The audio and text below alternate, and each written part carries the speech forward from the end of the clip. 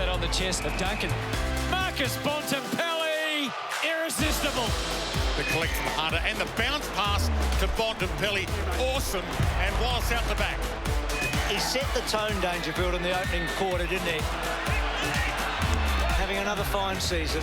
Wonderful player. Good kick to Hawkins. Top of his head to Oliver. Liberatore was awake to it.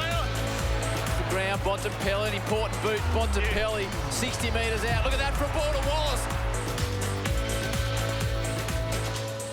Yes, Bontempelli to Wallace. You know, it's a star-studded night when we get almost up to the bounce of the ball before we speak about these two blokes.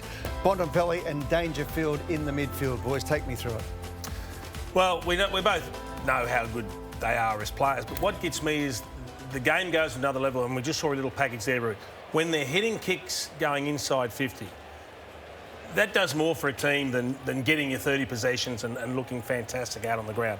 That is the catalyst between you playing well and your team playing well. Yeah, I think the difference between with these two guys from other midfielders is they don't need to get it 35 times to have maximum impact on the game. Their touches come at an absolute premium. The one part of the game really that they both would like to have more impact on is their ability to hit the scoreboard. Yeah. They can both go forward and find the footy, but at times finishing has been a bit of the issue. But what a luxury for both coaches to be able to have that in case of emergency break glass that you can turn to with one of these players. Hey, we need to score, send them forward, or we need to win a centre bounce, get them in. Just ahead of the zero, Leb, you made a good point. We were talking just during the ad break about Bontempelli, that mark he took against Sydney. Almost was the catalyst for his season, wasn't it? So he was made captain this year, and you just looked to struggle early on, maybe with the responsibility. He wasn't winning a lot of the ball, wasn't having the impact he would have liked. Had a bad final last year when they ragdolled in the GWS. That's right, and he would have been keen to atone. But that moment against the Swans early in the season, where he ran back with the fly, we knew he could do a lot of the other great stuff. But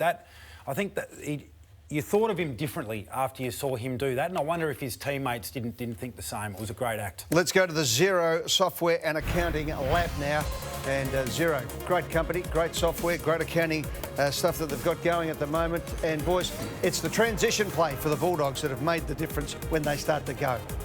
Yeah, they're the best team in the competition of being able to take the ball from one end of the ground to the other. And the one thing they do when they've got the ball is they really test you out. Yeah. They made Melbourne look really quite silly at times defensively last week, but they come up tonight against a team a team that I don't think we've ever seen these sort of numbers before, where you're great offensively, you're great defensively, you win contests and you apply pressure. They are staggering numbers. And even that ball movement, number 7 down the bottom, over the last month, Ed, they've been number 2. Yeah. So if the Bulldogs want to play that sort of game, Geelong can do it as well. This is going to be fascinating to see how the Bullies try to break them down. That profile, really, I mean, we put those numbers up. You just don't see that level of performance in every phase of the game. That's why if the finals were next week, they'd win it.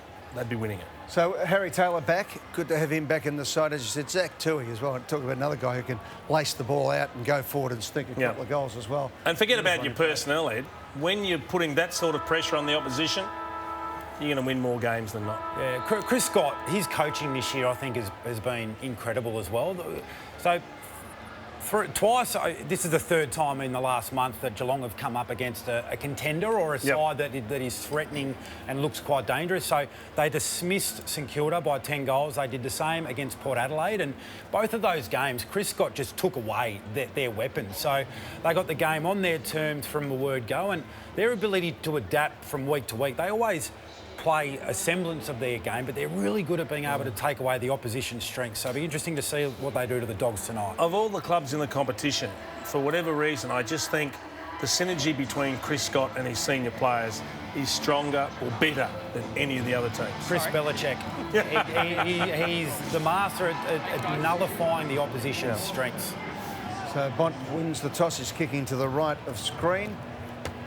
Alistair Lynch will give us some mail about what's going on in that at half-time. Don't think there's much wind up there at the moment. Beautiful conditions as always. Yeah, the experience of Geelong, I think, is telling as well for Chris Scott, because you can pull reins within a game. They can make decisions out. That's right. When you've got a team of kids, it's hard for them to react, but when you've got the senior players, they've been there, done that before. They've seen every version of the game, so they can pull those pull those cards within the course of a quarter or a game. When we look back, what will that number be when it says 2020 versus Keith? Don't get beaten by what you know tonight. I think if you're the Bulldogs, so let's see Keith go to him. But Easton Wood, Hayden Crozier, really good intercept plays. Overplay Tom Hawkins, force the Cats to beat you through another avenue.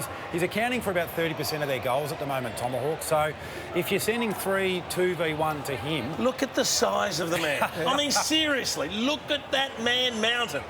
That's how you look when I had your poster on my wall. You look something like that, Jason. Jason, it's still in there somewhere. I just don't know where it's gone, really. Covered the wall too, didn't it? Notice how they've got the oiled arms up at the moment, Geelong. Yep. What they're doing, particularly the midfielders, are oiling the arms to try and stick the tackles. Hey, he's just come straight off the beach. Yeah, have a look at him. Looks magnificent. So there it is. Keith goes to him. Keith goes to him, and away we go. It's Geelong and the Western Bulldogs. Top 4 for the Cats, top 8 for the Dogs. And English, along with Stanley. English will probably get the first extraction. He does, and straight onto the beautiful stroke of Bontempelli on the left boot. Kolajasny with the fist. Norton and Taylor. Taylor keeping it alive, and O'Connor almost stepping over the line with some sort of deliberate action about it. Yes, we can, sir. Such is the sparseness of crowds. Only allowed a certain number in here to Metricon Stadium. Stanley over the back. Bontempelli perhaps held Dunkley. Handball Richards. Blitzarves with the tackle. Cam Guthrie in there. Hasn't he had a fantastic year, Cam Guthrie? I reckon there's the 3 of them this year, Duck. Hawkins, Menegola and Guthrie have all... They played every game between them, and they've all had spectacular years. All in good form. So Dunkley doing the ruck work, allowing Stanley to go. Daisy talked about them pre-match. McRae on the up, back to Hunter, both left-footers, so they were obliged to handball. Daniel finds Dunkley. He's a good kick, Dunkley. Nice to see you, Tom. Thank you. Yeah, right here. Really emerged, so I think last year more than any other year, Dunkley. I mean, the year before he was, but last year he went from good to very good, didn't he? Yeah, he did. He's a big-bodied midfielder, but you see there, Daniel, really good user of the foot. He's smart. They want it in his hands. So what, 45 metres out, not much of an angle, holding the line. Good start. Doggies on the board.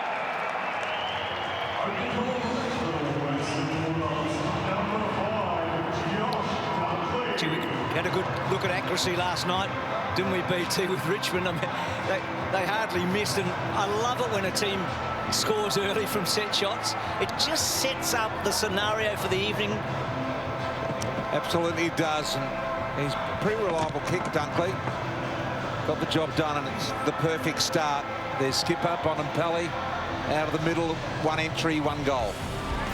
We spoke about the handball of the Dogs. Well, usually through the middle of the ground. This is in the forward line. They went a long way back to give Daniel that opportunity to set that up. But that's the most important kick inside 50. Beautiful, nice, good vision. And then Dunkley, as you've said, becoming more reliable as a goal kicker. His dad was a bit of an awkward kick. He's picked up a few of those traits, but I'm prepared to say he's a better kick than his dad. Yep. Just kicked the 3 goals. Well, 4 now. 4 straight this year he's kicked. Mollison with the bounce in the middle. That'll be recalled as a disadvantaged Stanley.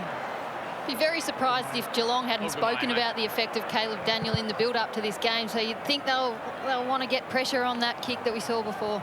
Danger with his socks up really high. Libba, Dangerfield and Liberatore. 2 hard nuts to win that contested ball. Well done in there by Dunkley. English goes back in, surrounded by Geelong players. Guthrie tries to rip it out. Dunkley and McRae with him. Thanks, Cam. Just looking at the personnel in that centre square a moment ago, the Dogs every bit as good as the Cats, and some may be. So Guthrie there. And he's going to go. No genuine temp, Cam. Dunkley with it. So they had Libba, McRae and Bontempelli roving to English. It's a pretty good trio, isn't it? Ball getting out wide.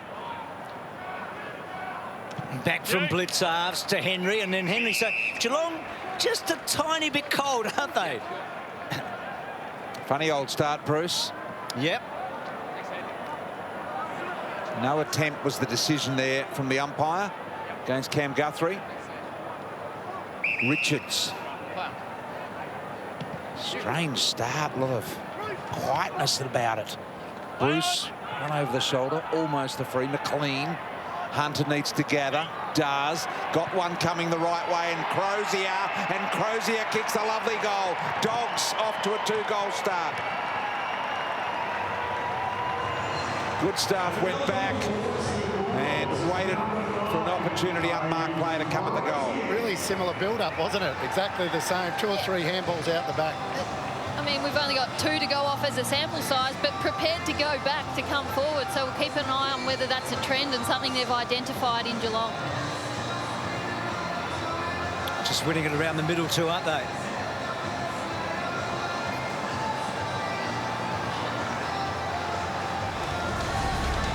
Well, the Western Bulldogs goal here coming in a very similar way, prepared to go back by hand to find space in their attempt to come forward and get that shot on goal. Just relieved pressure, took it away from where all those Geelong defenders were. And 2 half-backs involved in their first goal, Daniel and then Crozier. So getting up the ground, and they're both good ball users. So it makes sense to have them further up the ground and going inside 50 and also having shots at goal. First goal for him this year. Yeah. Kicked a few at the Dockers, and he's got a lovely leg. We know that's a player. No, and he's even a better player now, Duckers, and he's had 2 or 3 terrific seasons. So English and Stanley. So Cats need a quick response. Perfect. That's their first foray forward. Wood had to search for it. Gardner was pretty good there. Myers got over the ball. Gardner won it out. Now he has to get it out. He does. Dalhouse, who won a premiership with his team, to Duncan.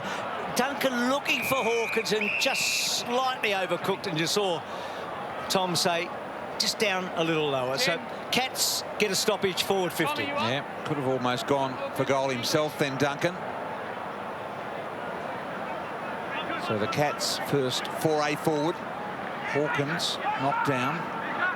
Smith there. Atkins there as well. Little flick kick and a first score for the Cats coming some 6 minutes in. So Daniel, their most reliable short kick from full-back on his non-preferred side. Did pretty well to get it to the advantage of Norton-Taylor. Menegola, little party trick from Parfitt over the top. Jack Stephen went down to get the footy. Gave it back to Menegola. And Bailey Williams, who's become a real strong part of this defence for the Dogs. Having a terrific season. It's his 14th game, which equals his career high in any season. Norton, lovely mark. Thank you. 6 goals a couple of weeks ago against the Crows. Hunter, so good to see him back playing. Always gets a lot of the ball. Poor handball by Bruce, and Bontempelli sort of a bit casual as well, but what an opportunity missed there. Yeah, sloppy handball from Bruce, lazy. And that one from Menegola cut off by Johannisen, so the Dogs to go back into forward 50. And he does with a high ball. Gee, that was a good mark. Bontempelli, not knowing was it coming from behind him, took a really good mark.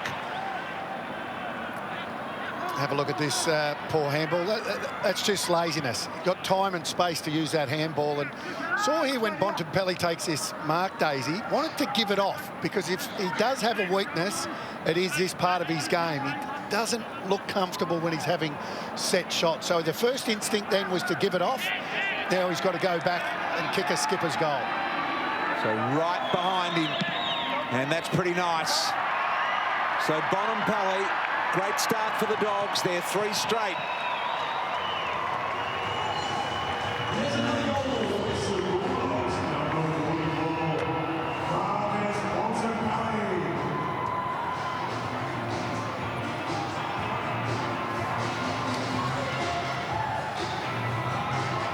So, stunning start here by the Dogs.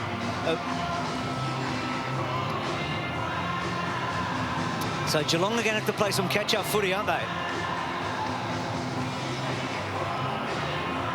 Well, there's the coach, Luke Beveridge. It was his birthday during the week, and players always onto things like this. A little surprise for him as he walked into the room. He had an inkling that something maybe was going on, but it was a big party, a little subdued in the way the players went about it. They weren't sure how to approach it. It's a nice touch from the boys, and I believe the players, Bruce, actually organised that, so well done to them. They're having some fun, aren't they? Gee, luckily he wasn't coming in to tear strips off somebody, but they'd won the week before and the week before that, so they might have been safe. So, gee, the Cats 3 goals down early. Bontempelli, Dunkley and Crozier, the goal scorers. Stephen to Stanley. Sloppy handball to Guthrie.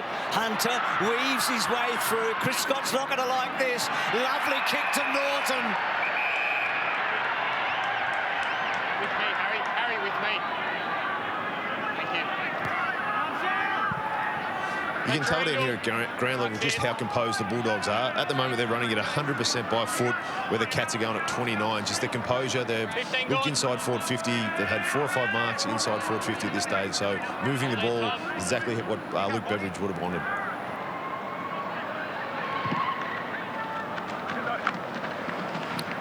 Norton's kick, and just offline, 4 behind. So 1 missed, but they haven't missed too much so far. And you can see what Norton's trying to do. Got a mark way back up on the half-back flank just a few minutes ago, that time leading outside 50. So trying to run the older Harry Taylor around. Johannesson to Crozier. Neat little kick to Hunter. Another left footer. Bontempelli keeps going. They all dropped off. Henry. He was able to avoid the tackle. Centering ball is good. Norton the target. Dalhouse did well for a small in there. Little knockdown Norton. Hayes involved. Got it to Wallace. Caleb Daniel high ball and just didn't get enough bend on it. Minor score. 7th game at Metricon Stadium this year for the Western Bulldogs. 4-2 their record as it stands prior to this game. Good kick by Chewy. Gets to Henderson. So can the Cats get any cohesion? They've been missing targets and missing tackles early, haven't they? Here's Myers. Good player. Hasn't hit the scoreboard as regularly this year. He had the 4 against, I think it was North Melbourne in the 1 game. But his numbers are all right, but he hasn't been goaling quite as regularly. Maybe playing a slightly different role. Stephen, Kolodjasny. He doesn't worry the goal scorers, we know that. And here's Crozier, who has tonight. So, again, missing a target, Geelong. They've done it a lot. Crozier, Richards. And again, Hunter. Got the left footers working well on that side of the track at the moment. High ball, and Norton outdoes Henderson again. This time much closer in, looking to give it off here. And he does. It just travels the 15. And Libber's got a shot from 35. And I'm not sure whether they've made a change, because what the Cat defenders do, they'll just roll up, they'll swap over depending. And you can see there, Henderson ends up on Norton, and that's a good, solid grab, as you see Harry Taylor. Good protection too from Wallace. Just seeing him get in between Harry Taylor there. So Libber in front. This is the perfect start here from the Western Bulldogs. They have got 4 first-quarter goals already.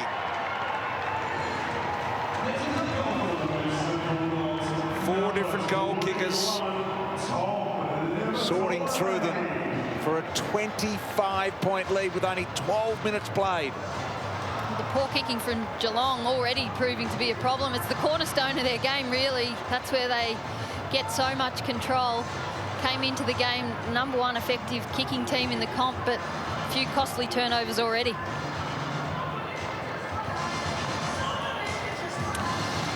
Great contested mark here from Norton, which it's unlike the Geelong defence where it's just a one-on-one. They normally have someone coming over the top, where you see Harry Taylor getting taken out there by Wallace.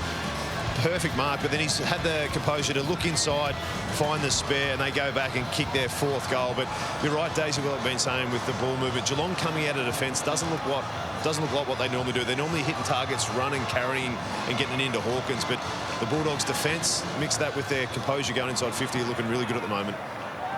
So you consider the Geelong in the last 3 matches have conceded 4, 4 and 5 goals in those 3 matches, and already 4 tonight in no time at all. I just feel like they're cold. I don't know what Hodgie's sitting there closer to us. You just feel like they are so cold, the Cats, Luke, don't you? Yeah, I think you can't take it away from the Bulldogs. Their intensity around the ball, I said they're hunting, they're working together, and they're just getting the ball inside forward 50, as we see again. Yep, Smith, Wallace gets the Norton again. I said Wallace almost his first crack, but Norton over the top. Back to Wallace, beautiful hands, and Dunkley hits the post. Well, we saw Essendon last night, so you can come from behind this year by a long way. But oh, look at Norton there. But BT, one more goal, and I am hitching my wagon to the Dogs. 8-3 inside 50s, Bruce. Enright starting to use the footy here now, close. Half-back, need to get some touches through. A lot of hands. The Cats get a feel of it. Hawkins solid as he works up to the wing, though. In front of Keith. Centering ball, got space here. Kolajasny loves to pump it inside 50. He does, to the advantage of Myers. Thought he could have almost got there, only he would know that. It looked like it was going to make it easy. He looked a little confused. Confused by Zach Tui coming down into his space. And Doug, you're probably the best person to ask, but right away, usually to the person running at the footy. Exactly right. You've got to, well, you call the player back. If there's any doubt, you've got to be calling that player, although Tui was facing the footy as well. So Hawkins, Dangerfield, slid the handball there. High footy punched through by Gardner. And no excuses, you can't hear the voice without the big crowds there, BT. Yep. That was Dangerfield's first touch then, but it's pretty noticeable to hear the intensity around the stoppage, and that's what Selwood normally brings. The skipper's out for the game, but Geelong just missing that hard edge that he brings every week. Good call, Hodgie. So McRae from Smith, he put him under pressure. Smith got into Buse a bit. Hayes did well. McLean's handball. Dunkley's had a fine start, hasn't he? Smith continues to excel. Back they come. McRae in trouble. I think he's gone. Bulldogs. Oh, hi. Hi, guys. Luke, is someone injured? Yeah, Vandermeer's walking off. He's just thrown his mouth guard towards the bench. Physio's run out to him. He shook his head, put his hands in his... He put his head in his hands just then and walking very slowly. So it looks like a lower leg, calf, hamstring. I'm guessing I'll go and have a closer look. See what we can find there. And he's going straight down to the rooms, guys. Thanks, Hodgie. Daniel now plays on. Thought about the real short one to Liver. Chewed off a little bit more to Hayes. So Hayes back in the side, hadn't played a game this year. Dixon back into the side, hadn't played a game this year. Only had the one debutant this year, the Western Bulldogs. Here's Hunter. Thank you. And that's a bloke off the ground at the moment, BT. Vandermeer. Exactly. Mark, you're going up. Hold the meter. Not looking good, Bruce, I wouldn't have thought. No, in trouble for the night, you'd say. Gone, just about. So Dunkley over the top here.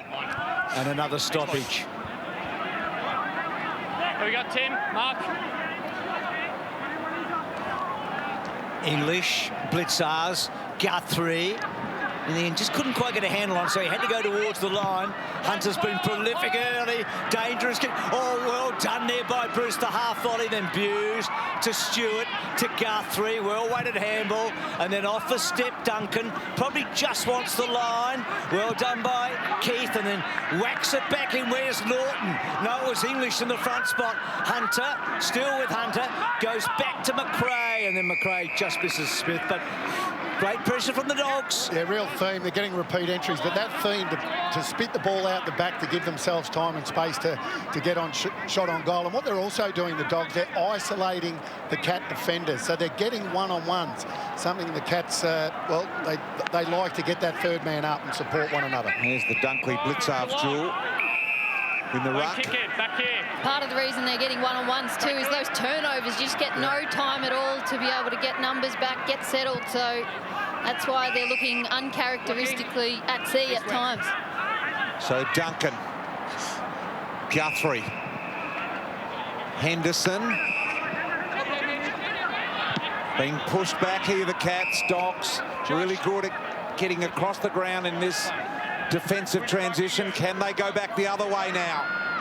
Can Guthrie keep going? Libber did well to waste a bit of time and give the defenders a chance to cover this side of the ground now. This front time because you won't look at the ball. Time back on, and you've knocked his arms. So a couple of changes of direction, couldn't find a way out. So now Guthrie, as a result of that, just forced to kick it long down the line here. High footy, punch away spills with Henderson. Little handball, Dangerfield on his non-preferred. Got to be perfect, and Hawkins marks. And he'll go back, and set shot distance here shouldn't be a problem. We know that he's good at that and has been in really good touch this year. So just watch for him to aim it just inside the left goal post here. 15 gone. That was a beautiful kick there from Dangerfield. As a defender, that's the worst position to be in. He had space out the back, he had space in front of him, and Danger's left sat it right in the right spot there for Hawkins to run onto. So Hawkins, nice firm grip on the footy. And that is way left in the end. So the Cats just can't get it rolling at the moment. 4-3-27 the Dogs. Geelong yet to kick a goal, but that was beautiful from Dangerfield. Especially running it at full speed as well. Makes it look way easier than it is. On his non-preferred with immediate pressure coming at him in Bailey Smith. So, talking of Bailey's, Williams did well. Here's Hayes. Lovely hand. So he's made a good start, Will Hayes. Daniel again, normally constructed as a beautiful kick. Got it over the back to Richards. Natural left footer. Lovely kick to full forward. They were just hung in the end, and Menegola was able to cut across in front. Saved the day, Menegola. Great work from their winger. That's a big part of the role of a wingman, to slide down in behind your defence when they get caught out, as he has done there. But that was the Western Bulldogs handball that hurt the Geelong defence then. They got caught too close, too high up the ground. Don't see that transition against the Cats all that often, do you? Geelong like to control so much of it. Ball squeezes out, Dunkley, Libba, Richards a left footer, he's a good kick, he's goal, they have got 5.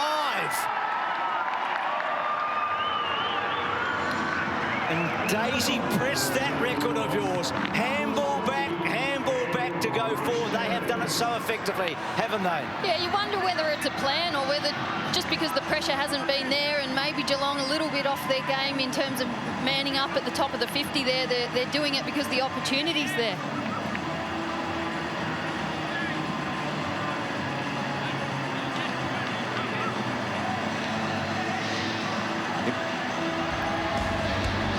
And once again, that handball out the back. And just room and space then to get what is an easy shot. Little bit of pressure, but just not enough.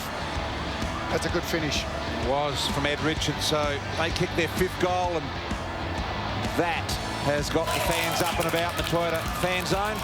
That's Scotty West, bottom left, the 7-time best and fairest superstar, I think it is it? It was him, wasn't it? Hard to tell with the... Oh, middle right he was. Oh, okay. Didn't think it looked like him.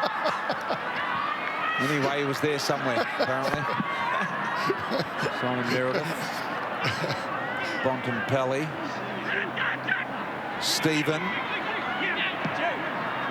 Entry inside 50 here. Myers had it knocked away. Well done. Gardner. Dalhouse to Parfitt. Taken away by Johannesson. Looking to go long. Still 3 minutes to go in the quarter here. Kick 5 already, and Norton's all over the shop at the moment, doing a great job. That was a different sort of mark, but just as spectacular, wasn't it? And look where he's taking it. So right up on centre wing, he's working really hard. Good handball to English. English, neat little kick. Just probably asked a little bit of Bruce and then Stewart to Henry. Under such pressure, this Cat defence that are so poised normally, aren't they? English, that's a good tackle. He's in trouble. Holding the ball, Geelong. So Atkins is going to get his first disposal in the opening term. So what a test day for arguably the informed team in the competition, giving a decent contender a 5-goal start. Here's Duncan. Over the top. Menegola, likewise to Myers. Now Myers closing on the 50. That incredible looking action. Libba got back, split 2 Cats players, and the receive from Gardner as well, and then sends it long on the left. Crozier been good in the air today. McLean to gather, kept it alive, thought about Bontempelli. And good stuff. Look at the Dogs fans in the stands enjoying it. 30-point leaders as we close in on quarter time. Cats haven't had a goalless opening term this season. So conceding 5 here at the moment. So still plenty of time for Geelong to hit that scoreboard. They need to. Henry gets it forward. That is a fantastic mark by Crozier under real heat to McRae. Johannesson So often the barometer, Johannesson, for this team, isn't it? Hunter's long ball down the line, and they're catching them everywhere. Bruce quickly on. Now, English probably not the right to go to in a situation like this. Oh, he did well, though. Richards comes back inside, and McLean's got it. They are slicing the Cats apart. 10 metres. It's that composure you're talking about, Bruce, there. That's the Bulldogs' Crozier's mark here down in the defensive 50, but that's the Bulldogs' 6th mark inside 50 for the quarter. Geelong only give up 7 per game, so you just sort of see here good pressure there. But I like the little tap here from English, who snuck forward out the back, but then, as we've spoken about so many times, they looked up, they centred the corridor to a teammate in a better position. And their contested marks around the ground have been so important. Those wing half back, absolutely done. He's got it. He's got it. They've got half a dozen. This is hard to get your head around.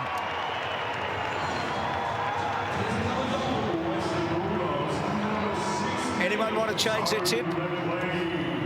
Yeah, now I do, Bruce. That mark down the line, I speak about it every week, Bruce, but we've already seen Norton do it. Bruce just did that one down the line, opened up. Crozier's contested mark in the back half. They are dominating.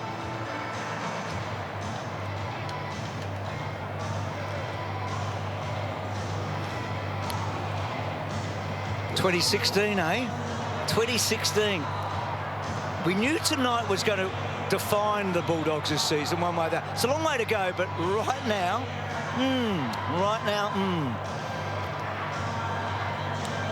We also said, Bruce, that their best is good enough, and right now the Dogs are playing their best football.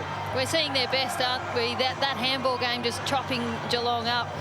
They've already scored 25 points from turnover in this game, the Dogs, and Geelong usually concede 28 in an entire match. And with the short quarters, 36 points is a long way back. I know it's just completing the first quarter, but it is a long way back. Stephen to Dalhouse. Can they make something happen in the last few seconds? And great pressure.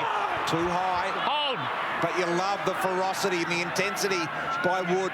Guthrie wanting to know how long left. Chipped the little ball out wide. Close. Couldn't pick it up cleanly.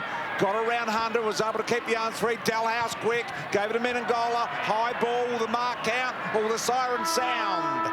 It sounds. And the Western Bulldogs were slick and fast and classy and ready to play.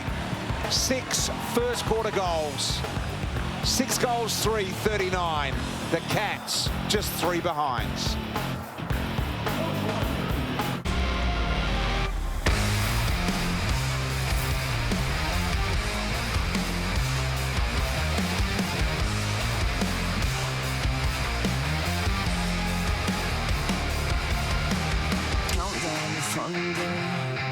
I think we're too close for comfort.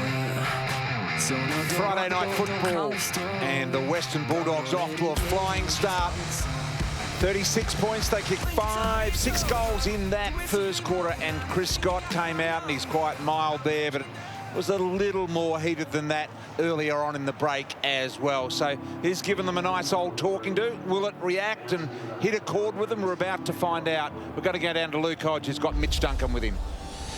Yeah, thanks for joining us, Mitch. Looks like they jumped out of the gate pretty quickly and got you a bit stunned. Yeah, mate. They played exactly how they've been playing. We just didn't rectify it quick enough or at all, to be honest. So a few things to fix up this quarter, that's for sure. Scotty came out and spoke to each group individually. What did he say? Oh, mate, they're just obviously that we know how they play. They like the ball coming out the back, so just keep pressuring them and try and get the ball out the front. Excellent, thanks, mate. Cheers, mate. Guys, just let you know that Vandermeer's got ice on his left hamstring. He's out for the rest of the game. Thanks for that, Hodgie. So no real surprise there that after we saw him go down in the room. So they've got to make a... Here is the injury here to Vandermeer. So just bottom left of the screen now. Yeah, got him now, yep. Such a shame. He's been a real live wire for the Dogs this year. A goal kicker as well. I mean, 9 goals in 11 games. He's been a sort of a link-up player for them. So 1 man down. So that's dangerous for him, Bruce, because any hamstring's going to be 3 weeks, probably. Yeah. Most are. Some are more. Not many are less. So that's going to take him right to the end of the year. Maybe that bye between the final home and away in the finals might work well as it did in 2016 for a couple of doggies, BT, as we start the second term. Hayden Gavine. Another bounce favouring. All the bounces seem to be going to the left of the screen. We've called 3 back. That's right, you have Hayden. Let's see if we can get this one up. We do. Gives English fair opportunity, does, but Stanley able to rove that ball. Guthrie now, so this is a promising start already for the Cats. Can they trim it back? Don't have to get it all back in this quarter, but they need to get at least half of it back. Kept it alive. Daniel caught one high, no free there. Williams, little handball to Wood. Already you can see the intensity change in the Cats here. And Daniel manoeuvred over the boundary. Surprised he did keep it alive a moment ago because he had nowhere really to go, as clever as he is. Anyway, got the same result in the end. So Dunkley doing that ruck work. Blitzarves comfortably. They did a bit of that in 2016, didn't they, with out of regular ruckman for a bit. Improvised. Part of what it offers them is an extra number when the ball goes to ground. I know Blitzarves is pretty capable as well, but a genuine midfielder. That extra number to set up the handball game. Because they've got English, who's had a fine season, a developing ruckman. Still pretty young. You'd say he was, what, BT, I reckon, what, 2-3 years away from absolutely being at his best English? Yep, absolutely. One of 8 players this year, Bruce, that's played every game for the Dogs. So it's been a good, consistent year for English. Guthrie, ball pin. Now, he made an attempt there. He got pinned early in the game. Well done. Thanks, and McLean had him wrapped pretty firmly. Views on Wallace there. Dunkley wins this just by body position. Atkins, gee, that was fast closing work by Dixon. Western Bulldogs. Really well done by Dixon there. He was on him in a flash. Now McRae and Hunter combine. Underground deliberate handball. Gee, that was good from Smith. What about that for a snappy Western Bulldog style handball? Now McRae, deep ball. Bruce went straight through the arms in the end, and he says well done because it was well placed for him. This is that pressure. Dixon. Yep. Josh. And Duck, BT mentioned that handball a moment ago. I keep thinking back to that 2016, their ability to move the ball under pressure. They really do. We saw it there, didn't we? Yep. Anyway, a long way to go in this game, but Geelong need to get some real energy about themselves, Stewart, and a boundary throw-in. They need to match the Dogs in the intensity around the ball and then to use it wisely. So English still playing that forward 50 role here, so Bruce to do the ruck work. You would have thought that he was in the right position to come forward, so interesting stuff. So long season for a young ruckman. He's played every game, so maybe that's the way he plays every game. Dangerfield got a high tackle, gets a free kick. They're trying to give him a bit of a break, do you reckon, Bruce, and not have to rest him through this period? I think so, yeah. Also learned to look at Tui, guys. Look at Tui. So Tui in big strife here. Western Bulldogs. He was really cradling that left arm, shoulder. And Zach Tui not looking good there at all. So injuries early here. Vandermeer with a hamstring already. We saw a couple of early injuries in the first quarter in last night's game as well. 50 metres. And that's maybe not the arm. Maybe it's a hit to the guts. What do you think, Duck? How does he look? Well, he doesn't look well. No. I'm not sure what it is. Doesn't he? The way he's breathing out, and he's a tough player. Zach Tui takes a bit to make him run off on his own accord. Possibly rib or 10 metres, both times. Yeah, but that nature. The way he signalled to the physios, it wasn't shoulder or anything like that, which it looked like when he was running off. It was more winded through, whether it's injuries to the rib, but he's gone downstairs, so we'll have a look when he comes back up. And a 50-metre penalty for Johannesson, who misses what he should have kicked. So a couple of half-back flankers might have kicked a goal here. So here's the 50. So Hawkins. Went the old sideways guard of the mark. East-west, eh? Yep, instead of the north-south. Look at it, Bruce. So that's illegal in that position. There's Bontempelli. Mind you, the rules change when you get down to the forward line. Here's Daniel on the wing. Little handball to Gardner. Gardner, good kick. Easton Wood. So they swing it out the opposite side of the ground. They found the loose in Hunter. He thought about the left back into the middle. And he was desperate to get it to Johannesson. Now the short ball back to Wood. So patient build-up here for the Dogs. Geelong, we're still, 5 minutes into the second quarter. Still no goals from one of the big contenders this year. It's been a class display by the Dogs. Here they go now. Duncan over the top. Blitzard's good slips catch. Fed the handball off to O'Connor. Short little ball, and now Hawkins. Izzy within range. Man on the mark on 50. Goes to short. And Myers now. So can this be the first for the Cats? Whatever Chris Scott set to them at quarter time, their intensity, their defence, to shut down, as you see, it's a nice mark, and then Hawkins, short 45 to get a teammate in a better position. But their defence, on the other hand, they stopped the handball receive, they pushed him back off the mark, they made him play on. Their intensity defensive is really good so far. Hasn't kicked one for 3 weeks. Myers, and that is a good one though. So the Cats get there first, some 6 minutes into the second quarter.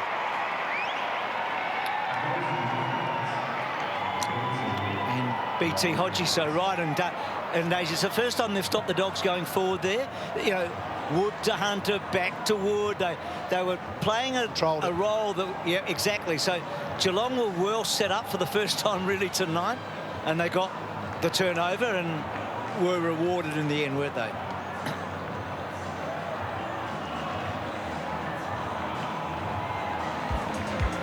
So this is the Zach Tui injury here.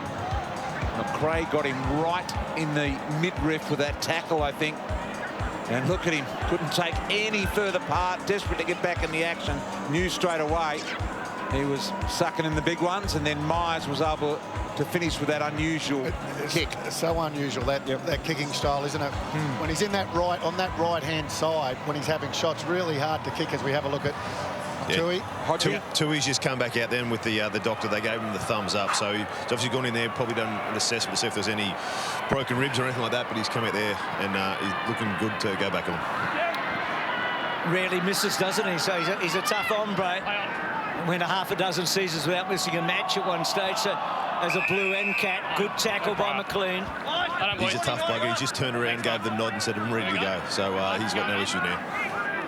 The Irish coming to the fore, Hodgie? The good old Irish. So Norton just bobbled about. Parfitt, well done, Dangerfield. Little one to Collar Jasny. To Duncan.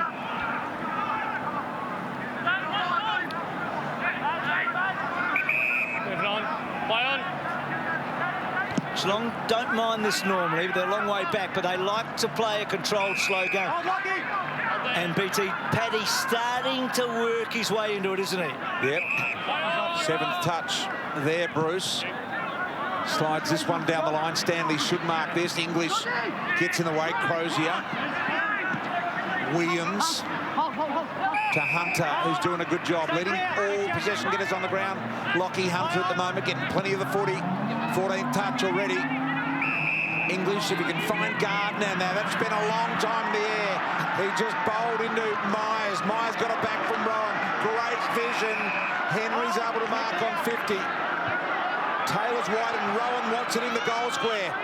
He goes for Hawkins out wide, and Atkins was there as well. Clever tap from Hawkins. Stewart, the defender. Little poke inside, and Keith. But the big thing that's happened in the last couple of minutes is at half-back, the Dogs have got trouble moving the ball forward. Geelong have been able to create a couple of turnovers, haven't they? So here's Keith's kick down the line. Good effort by Blitzards. Norton was the early flyer. Norton backed it up well. Sloppy handball. Hunter racking them up. Well done. McRae doesn't fumble off on that ball out. As you see Tui run up and back there. But Bruce, the difference with the Bulldogs' ball movement is they've gone back with the ball, where in the first half they were going sideways and still able to take ground and keep the ball in their forward half. Because of Geelong's defence, they're having to switch the ball, lose ground, go back, which has given Geelong time to squeeze up and push them back even further and man up the Bulldogs' outlets. So Hunter's kick down that line. Thanks, Hodgie. Buse, well done to Henry. Just got a little spring on their step, the Cats at the moment. That's a good mark. Tom Stewart, Mark. So Tom Stewart on centre wing. He's getting a lot higher up the ground in these last few passages, Stewart. You've pulled to the mark. Time back on. Almost the 50. Umpire Mollison giving him the benefit of the doubt there. Kolodjasny now. Stewart. Hold there, Jack. Gotta get up. Come on, guys. So owning most of the footy here in the second quarter. Already 10 minutes expired. Just the one goal. Kicked out of that time in hand, though. Look at them line up in the middle. Myers was there. Henry was there. Hughes now goes wide. Can't get any continuity, so the Dogs doing a good job defensively. Henry. Jack Stephen in the middle. Short ball here. Duncan gets them run from Buse. Thought about the longer ball. Saw Stewart wide. He can go immediately. There's Tui leading to the flank. Just come back on the ground. Stewart goes more direct. 3 Dogs standing and deliver. Gardner took him on. He went the fend. Myers got him. The ball spill out. And he's been pinged. When you drag it under, you must immediately knock it out. Gardner saying it was out, and I reckon it was too. I think correct decision anyway. Made the decision to spin. Immediately knock it out. That's what he's saying about out there. Make sure time's going. And the whistle came at the end of that, so perhaps he just got it a bit late. 15 gone. So Myers now, big goal opportunity here. Yep. Worked hard for this. 2-4. They've been coming and coming in this quarter. Relatively simple, quick kick for Myers. He's got both in the quarter, and Geelong just easing their way back.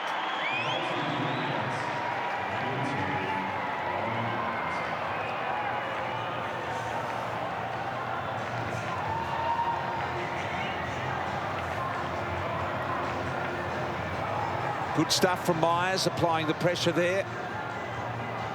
7 3/4 minutes remaining. And back to a 25-point margin. Inside 50s have pretty well evened up. Well, Myers ends up with the free kick, tackle holding the ball, but it's that build-up, Bruce, that you've been talking about, and Daisy, that build-up of halfback, that patient ball use, and then when they're out, then to go quickly inside forward 50. So you can just see now, just trying to control the game a little bit more on their terms, the Cat. No, you feel like they're right back, and you think back to Johannesson, an easy shot would have put them 7 goals in front, the Dogs. He was about 25 metres out, but no, this has been terrific by Geelong. Bontempelli's terrific early, but haven't really called his name for a long time, so he goes into the centre square here. So even though they're 4 goals in front, you almost feel like they need the next one, the Dogs, because Geelong are getting it back on their terms. There is the Bont, doesn't get it out. Guthrie continues to excel, doesn't he? Having some sort of a season. Dalhouse, so good in that final series of 2016. All the way through, big flyers. Rowan hasn't really touched it, but he had a fly there. There is Tui looking for a second crack. Rowan played it well. They get it back to Dangerfield. Crozier, ragdoll Paddy. That's hard to do. Stewart came bursting through. Dangerfield, you don't ragdoll me and get away with it. Anyway, it's a behind. Gee, Crozier, Duck, he's more physical than he used to be. He is. He's strong over the footy. We know he's great strength. There's another tackle. Late 2 or 3 in that passage of play. Having a good game. Back, Geelong. Crozier. Hold there. So it's working for them. O'Connor with the free here. Going to reload and go again now. Henry.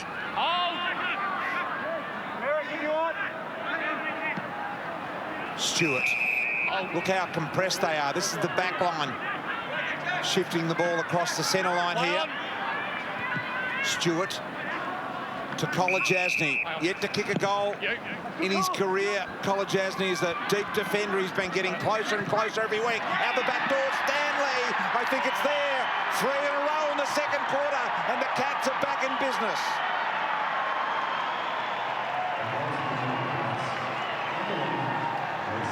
Three goals in it now.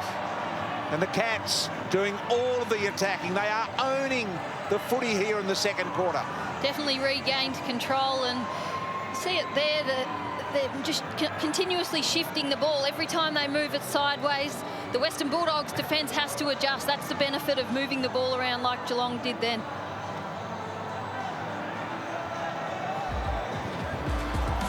Once they go inside 50, prepared to just kick long to a contest at the moment, Kat. So not getting those one-on-ones that the Bulldogs were getting certainly in that first term. But as you said, Dave, they're just moving the Bulldogs' defence around. So prepared to chip, and then go forward. Well, if it just comes in off the boot, the first one, you kind of just settled on your opponent. You don't have to think or move. But every time they share it around sideways, that's an adjustment. You have to change your positioning, change your thinking.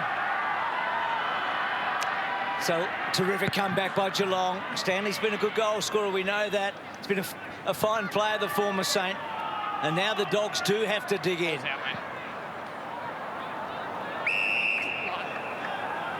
Hey, Hodgie, just thinking, if I had a reserve seat at the left hand, is anyone behind the goals at the left hand end? They haven't seen a thing yet so far tonight. No, it's just the AFL ball boy. But unfortunately, he's asleep, I think. The ball has not gone down there once. Well, very, very rarely. But I think it's just been the pressure that Geelong have turned around. As we see the ball go on the full. They've totally turned around. The intensity, their tackling. They're up by about 8 in tackles. But obviously, what Chris Scott said to them at quarter time, they've come out here. They're cutting off the short kicks. They're moving the ball well. They're owning the ball and getting repeat entries inside 50, which is working on the scoreboard. So 9 goals to 0 at the right-hand end of the ground. So, and Geelong seemingly in complete control here at the moment, aren't they? Dogs can't get their hands on it. Wide they go. It's methodical. It's not exhilarating. It doesn't make you jump out of your chair, but the end result's pretty darn good, isn't it? So as they build and build, now maybe a big mark. Forward 50, Dalhouse stayed down, Libber, a little give, that looked like throw by Gardner, close, Tommy might get on the end of it, Hawkins, dribbling, touched, well done Crozier. And I reckon it was interesting, the chat that Hodgie had with Mitch Duncan at quarter time, because he sounded like they knew exactly what they did wrong. Chris Scott had nailed it in his address, and it was just a matter of doing what he said, and it's back in business. Sometimes that's easier said than done, but they look very composed. Dalhouse, wonderful handball. Myers pulled the kick a little. He was winding up for the bigger ball. Smith, Stephen threw hard. Little handball from Atkins. Funny little kick from Harry. Knocked it out to Stewart. He was heading off to goal. Got a poor bounce in the end. Danger. Tackled by Dixon. Still got the handball back. Taylor was explosive with the handball. Atkins short. Not 15. Had to get rid of it, Stanley. Did to Stephen. Stephen goes across. Now this will be a dangerous clearance. Easton Wood had to wait. Got a poor bounce. And they get out of trouble, Bruce. He did well, Wood, didn't he? He really did. They were under the pump. What about Stanley's little give there? Gee, that was clever, wasn't it? It was a very good handball. Haven't seen him do too much of that in his career. No, he's not that sort of guy, Doug. He's not that reflex sort of guy. He normally needs a big wind-up, doesn't he? Anyway, it was good. Here's Hunter getting a lot of his footy here in this term, Hunter. Sort of half-back centre wing, so it's not really hurting Geelong. That's a lovely kick, though. McLean couldn't hold on to it. Dunkley haven't called his name much in this term. In fact, haven't called any Dog's name much except for Hunter in this quarter. 37 points was the big lead. Plus 18 possessions in this quarter for the Cats. Blitzarves pushes it their way again. Crozier so good in this game. Smith hasn't had any real clean, open running ball yet. Liberatore, sparkling handball to McRae to McLean. McLean to their runner. Johannesson, neat ball. I tell you what, Bruce was heading towards goal, and it was Johannesson's kick that pulled him back to the space. It was a great kick to advantage, wasn't it? Brilliant. You can see there, just pushes off his opponent, and then yeah, put it to space, BT. You're right. He said, that's where I want you to go. So put the ball there. Beautiful composure. Nothing you can do as a defender about that. So, Bruce, this is just a little dagger, this one. Can he stop the rock, Josh Bruce? And he needs it for his own confidence as well. And that won't do it any good at all. So a 3-goal margin, Kolajasny. So, high ball out. He's good mark, Dangerfield. Yeah, Bruce struggling, isn't he? So, half of his goals in one game, they missed a couple. Oh, gee, well, Paddy. I was about to say they missed a couple of shots. What was Paddy thinking there? I think someone called for it in the stands. Sliced it. Gee, that wasn't just out on the full, that was down the race. So, Bontempelli. So the Dogs have missed a couple of real easy ones in front of goal, but they've been completely outplayed for the rest of it. Dixon over the top. Gee, Dangerfield working his backside off in this turn. Menegola cleverly got it forward. Daniel coughed it up to Dalehouse to close. On the burst to Taylor. Duncan. Williams cuts across in front of him. High ball forward. Wallace, or rather Norton, well positioned. Gets to the back. Dixon. Good stuff, Henry. Quick enough to get back. Had the ball 60% of the time in their forward half this quarter, the Cats. Henry desperate there. Henderson now really held his spot in this side after getting his opportunity about 6 weeks ago. Couldn't get a game prior to that, and now looks pretty solid. Had a couple of quietish games as Lockie Henderson, but it's been averaging around the 12-13 touches a game.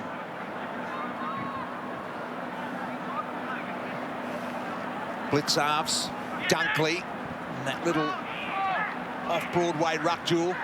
Buse almost gave it to Blitzarves. Danger loves to kick on his non-preferred.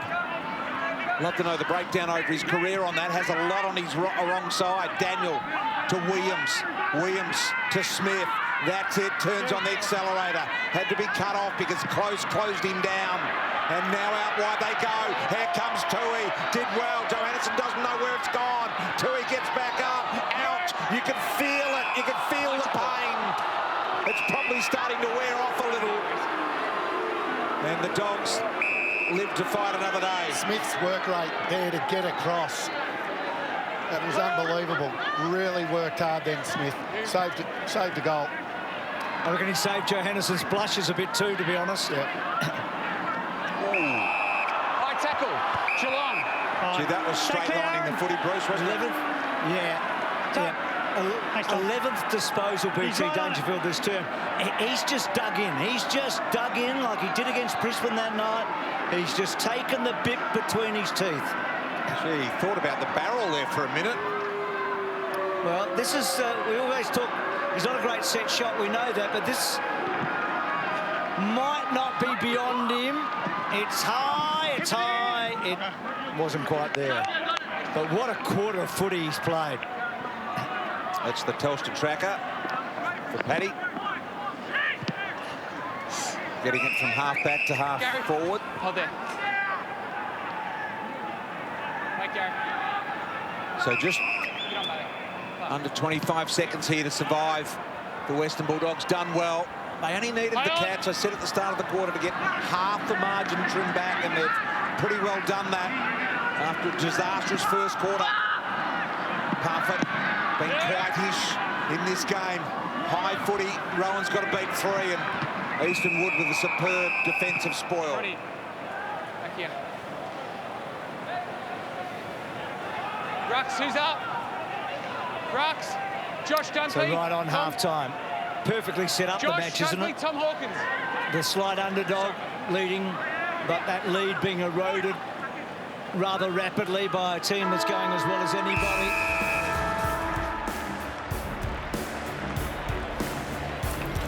Well, there you go. The Dogs came out of the blocks beautifully. 6-3, 39 to 3 behinds, keeping Geelong, the all-conquering Geelong, the powerful forward line that is Geelong, goalless in the opening term. And in the second quarter, the Dogs were goalless. 6-6-42 at half-time, 3-6-24. The margin, 36 points at quarter-time, reduced by half to 18 at quarter-time. Interesting game. The Cats are back in it. Brilliant start by the Bulldogs. And I mean, round one, against GWS was the last time the Cats conceded 6 goals in a quarter. Their pressure was nowhere to be seen in the first term. They found it in the second term. Their midfield started to win a little bit of ball, and then they started to get some possession and a bit of territory, Rude. The Dogs in the first quarter, they did what they can do to you. They can make you look silly. They were peerless, if you're a weren't they? little bit off, well, then the way they move the footy, they're so aggressive at doing it, they can make you look second rate. And to Geelong's credit, a really good team. They fought back hard in that second quarter, but it's a big start to give a plucky opposition. Well, let's have a look at the first start, the first quarter, the uncharacteristic Cats. Here's the stats. Have a look at them, guys. This was just so uncharacteristic of what they were about. We'll show the characteristic Cats in the second quarter because they turned it around, but have a look at that. Look at that.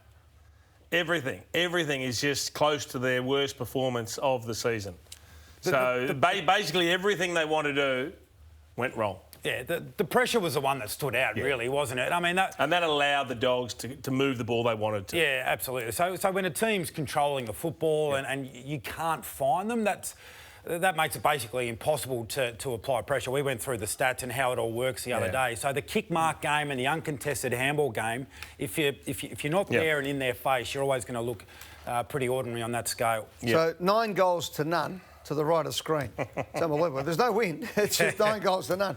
Jace, take us through for 0. Thanks very much. The Dogs' ball use, which particularly in the first quarter was exceptional. Well, we spoke about it, how they wanted to move the ball. They wanted to carry, run and carry, link up with handball, move it quickly. It's that real slingshot football. And they did it so well. Caleb Daniel, I love the way he kicks the foot. He always hits targets. They found targets inside 50 as well. Now, this one didn't eventuate, but then they kicked a goal from the stoppage. But look at them running in numbers and just linking up. Even if it's a messy handball, it controls the footy and they link up again and away they go. So this is exactly the style of play that the Bulldogs want. And it was just the second half of that second quarter that the Cats actually stopped them from doing it. I think what's so hard about that to defend sometimes with those, you saw the little underground. I mean, how do you defend that? How do you know that's coming? So there's an unpredictability with the handball game in particular for the Dogs that makes it really difficult to plan. So let's have a look at the Dogs' ground ball, Nick, for 0 again. Yeah, we heard from Bevo in the pre-game, didn't we, that Geelong are really big. They're quite a big, tall backline, and when they're marking the footy, that's great for them. They look really good, but just got the feeling from Luke Beveridge that if they were able to get the ball on the ground, so they're there straight away. That's an important little touch from Josh Bruce to get the ball on the ground. You bring the ground level players into the game. That the big Cats defenders aren't as comfortable on the ground. You're going to get shots on goal, and that's exactly what happened in that first quarter. This one, they kick a goal when they're heavily outnumbered. I mean, there were 6 or 7 Cats around the ball, and they allowed it to come out. Now, that's incredibly uncharacteristic for the Geelong Football Club. But they made goals out of nothing. That was absolutely brilliant. On the left foot. Let's go up to Alistair Lynch. Lynchy, there's no howling gale blowing to the right of screen, is there? No, absolutely not. It's a beautiful night here and perfect conditions for footy. So, no, it should not be favouring one end. But as we saw on screen, what really stood out in that first quarter in particular was the rapid ball movement of the Western Bulldogs and their ability to get to one-on-one targets on the lead inside their forward 50. They had 6 marks inside their forward 50 in that first quarter. I think it was the wave of just runners and without the pressure coming from Geelong, they were able to hit up those targets and not always generate shots at goal, but just we know that with Geelong at their very best, and they are a big defence that intercept mark a lot, they just didn't get the chance to drop off their man and jump in front of a Norton or a Wallace or something like that. So that was a dramatic change in the second quarter. So only took the 1 mark inside forward 50, and that was on the back of a lot of pressure, slower ball movement so they could get the chop out. Good on you, mate. Thank you, Alistair Lynch, up there on the Gold Coast. Let's go to the newsroom now. John Ralph from the Herald Sun. Good on you, Ralphie. What have you got, mate? The injuries, of course, we're all interested in what's going on there. No doubt. Lathan Vandermeer is no superstar, and he's certainly not a household name, but he's had a cracking little season the first time he's broken in his second season at the Bulldogs, 12 games and 9 goals. And unfortunately, he has done his hamstring, and he was decidedly unimpressed about it. And you can understand why. Would have been dreaming of finals for the first time. Maybe I might be able to hold my spot. You'd think he'd be out for 3 weeks there. So, look, Ben Cavara, Patrick Lipinski both were out of the side this week. They've got plenty of cover there for that game against West Coast. But another in the long line of first quarter hamstring injuries for teams, and so they are 1 down. They'll definitely miss that run. All right, we'll come back after the break. You boys want to speak about Collingwood and Carlton, I understand. Well, who's better to go to for points bet than Daisy Thomas, who played a few games at Carlton, but was a premiership hero at the Pies? Yes, thanks, Prez. And it's Bevo's men leading here at the main break, playing some good footy. The Cats are rated as the best third-quarter team in the comp, so I'm looking forward to a very entertaining second half. But not to worry, though, for Bulldogs punters at PointsBet, because you lead at half-time. You know what that means. You win. You've already been paid out as a winner, so you can sit back, relax, put the feet up and enjoy this second half. PointsBet's early payout continues every Thursday, Friday and Saturday night all season long. So, if you haven't already, download the PointsBet app and please remember to gamble responsibly. You're watching the Fox Footy Frenzy. This for the game then. Siren's gone. They've done it again, the Cats. In footy, there are rivalries. And there are rivalries. This one, the ladder.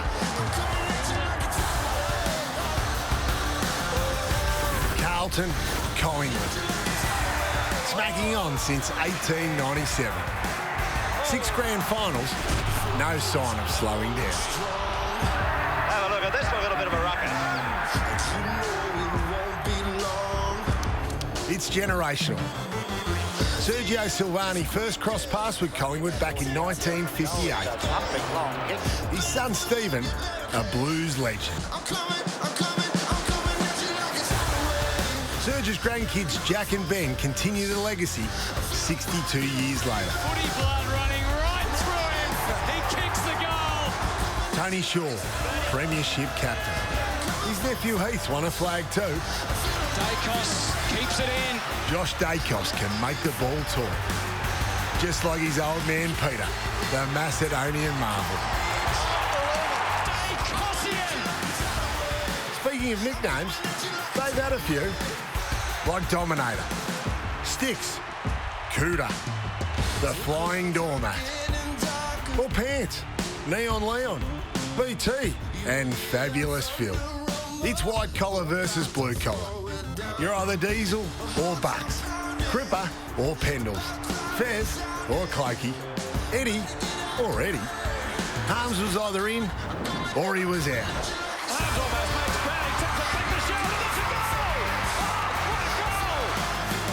This weekend, for the 258th time, these two icons go at it again. Finals beckon, but only for one of them. Every moment counts, right here on Fox Footy. Yeah, come, we're supposed to be the rich ones there, according to this. They're only poor because they have to pay all those salary cap fines. What colour's your shirt? Welcome to the blowtorch, Ed. And you know what? This is so important, this game. It gets its own blowtorch. The range of emotions you went through there, and you're out of your seat, you're screaming, you're shouting and all those kind of things. Not the Blues. Do your mob know how important it is to beat this team? Because you hate them, don't you? Well, they get reminded, let me tell you. A few texts during the week, let me tell you, Ralphie. No, this is one of the great battles, always. Mm-hmm. And, you know, I lived over the back fence from Carlton Zone, so... Curly Austin lived up the street. Bruce Dool lived just around the corner. So there's a lot of Carlton in my life. Robert Walls used to date the girl at the end of the street. So he used to have plenty of reasons to let down their tyres around the place. It was fantastic in the old days. But I must admit, the first time I ever met Alex Jesaulenko was the most intimidating thing I ever did. I was about 15 years of age in the Carltonians room after a game, and as a young statsman with my brother going in, and meeting Alex Jesaulenko was just one of the great moments. And what a beautiful man he was, and what a superstar. It's the 50th anniversary of him being the only Carlton player to kick 100 goals in a season this weekend.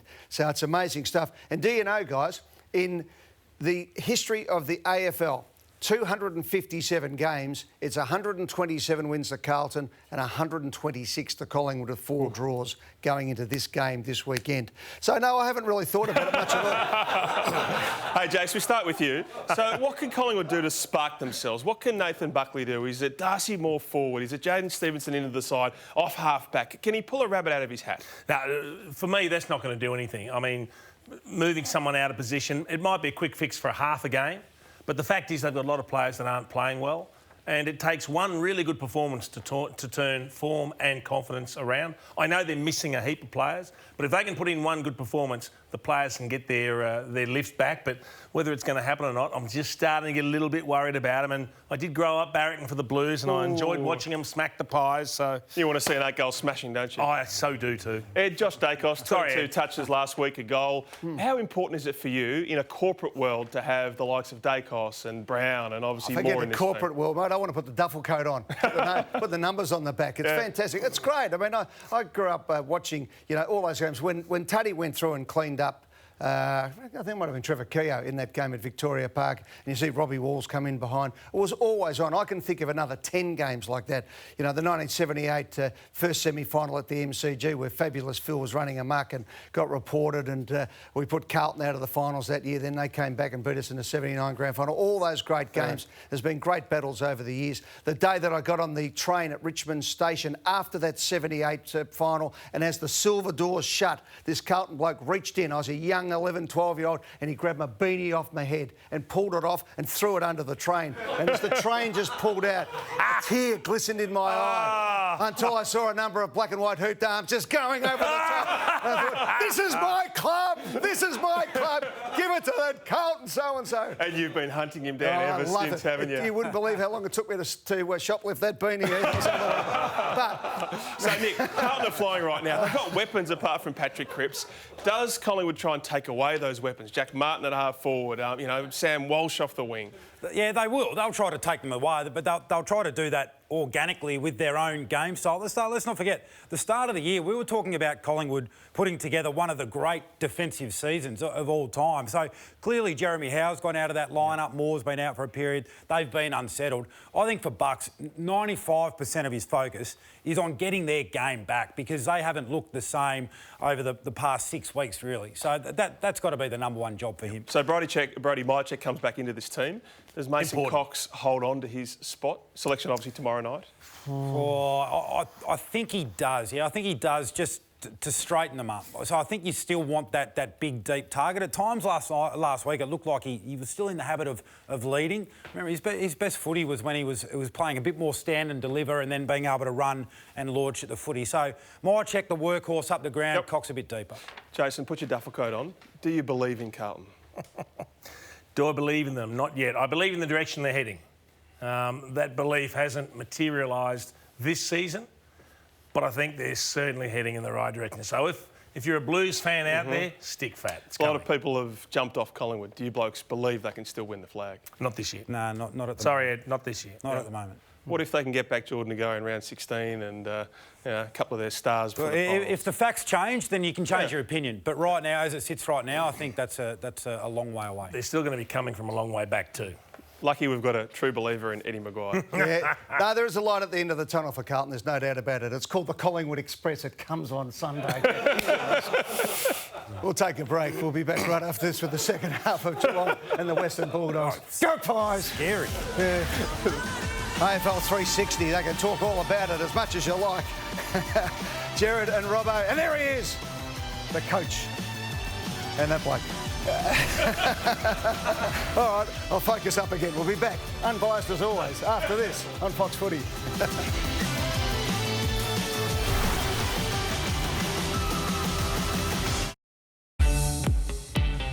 Welcome back. Don't forget, it's going to be another big Saturday countdown tomorrow from 12 o'clock.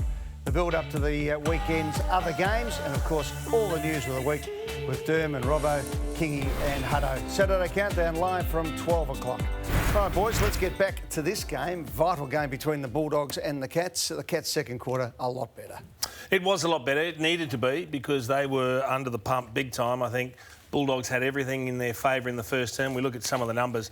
All of a sudden, Geelong went from not having a clue how to get a handle on things to actually getting the game back the way they like it being played. And most importantly, getting their hands on the footy meant they were able to up the pressure rating because they weren't just chasing open space where the Bulldogs' foot speed was giving them trouble. Yeah, so they found a lot more of the footy and they defended a lot better too. So their pressure lifted. They didn't concede as many marks going inside 56 in that first quarter. Was a huge number. Just won that term. I'll tell you what, he's been quiet, Big Tommy Hawkins. They've actually, well, I guess they've been on the back foot a lot, but they've maintained their structure behind the footy, the Bulldogs, and they've managed to stop it actually getting down to him in the one-on-one contest. Yeah, he looms large. Tom Hawkins, though, he's always dangerous. And this man, quietish first half, but when your side's playing as well as the Bulldogs did, particularly in that first quarter, I mean, sometimes you get a lick of the ice cream and sometimes you don't. And as long as the team's up and about, he wouldn't mind that he's had low numbers, but always scope for improvement. Yep, well, this is a big quarter for him. He has to now fire up because the Cats are starting to move. It's 18 points the difference. Here we go. Win tonight, they'll sit on top of the table. It may be brief, but they'll be on top of the table. A position Port Adelaide have had all year. Bontempelli forced it forward. Libba got it a bit forward again.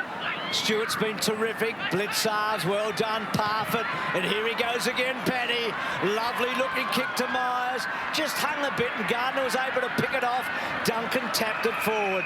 And a stoppage halfway between centre wing and half forward. I think that's where Paddy Dangerfield's game has actually improved.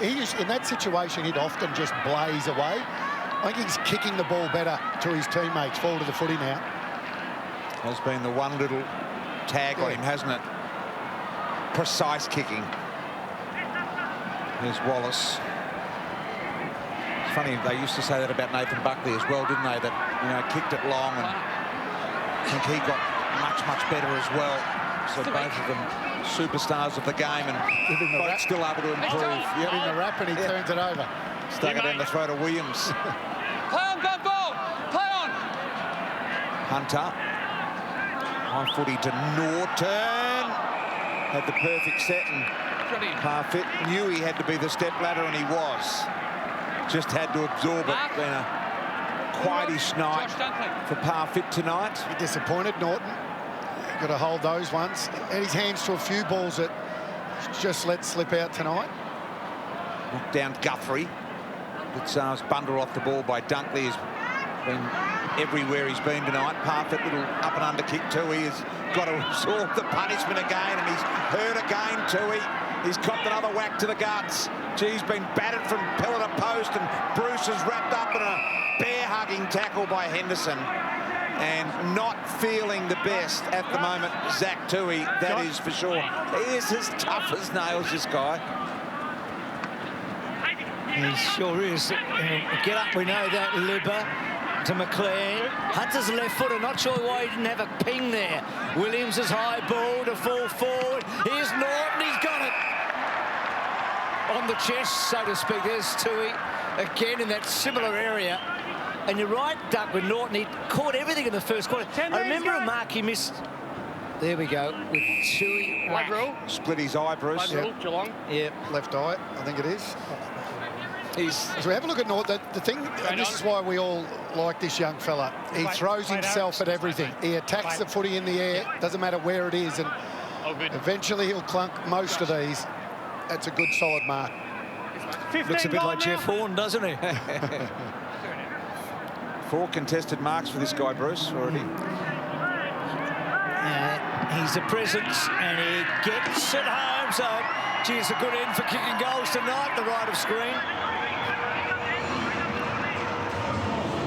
Duck, did you have a look at Tim Zoo? I reckon he looks pretty good. He does. He does. It was an interesting fight, wasn't it? Yep. Anyway, Norton missed a mark about 15 metres out in the second quarter that I thought he should have got to, but this is a good start for him now, Duck. Yeah, he missed time that one, and then that one on the wing there where it just slips out of the hands.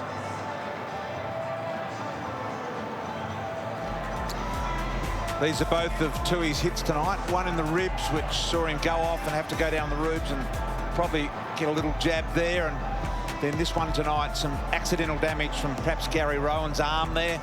Split his eye. You have those games where you just get hit.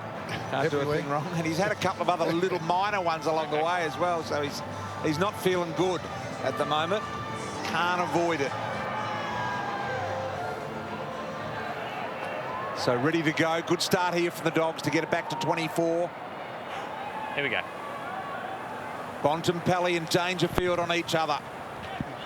That won't last long. They'll go in opposite directions. Smith, Guthrie with the tackle, not before JJ got hold of it. Good tackle by Blitzarves, I think it was, that brought him down. Now Bailey Williams. Kick down the line here, looking for McLean and Libba. will throw it in. Here we go. Josh and Mark, you're going up. Josh and Mark. Josh, Dunkley So and Mark. sorted that one out. So Dunkley and Blitzarves. So Blitzarves comfortably. Dangerfield, Bontempelli put the tackle on. Crozier couldn't get it through. Richards tried to get over the top to McRae. McRae's been quieter tonight. Just the 10 disposals. On the ball, Western Bulldogs. Make that 11. Tries. One arm always. Yep. How does he make an attempt? So McRae, English. At the back, Atkins. Gee, that was a good kick. That was such a clever kick. It was risky, but really impressive. Now Rowan. And Gardner just turns him inside out, straightens him up, and what a beautiful ball to advantage. That was just such skill and poise by Rowan. And he plays on around the corner. Didn't want to settle for the drop punt set, and he's kicked the goal. So goal apiece in the third.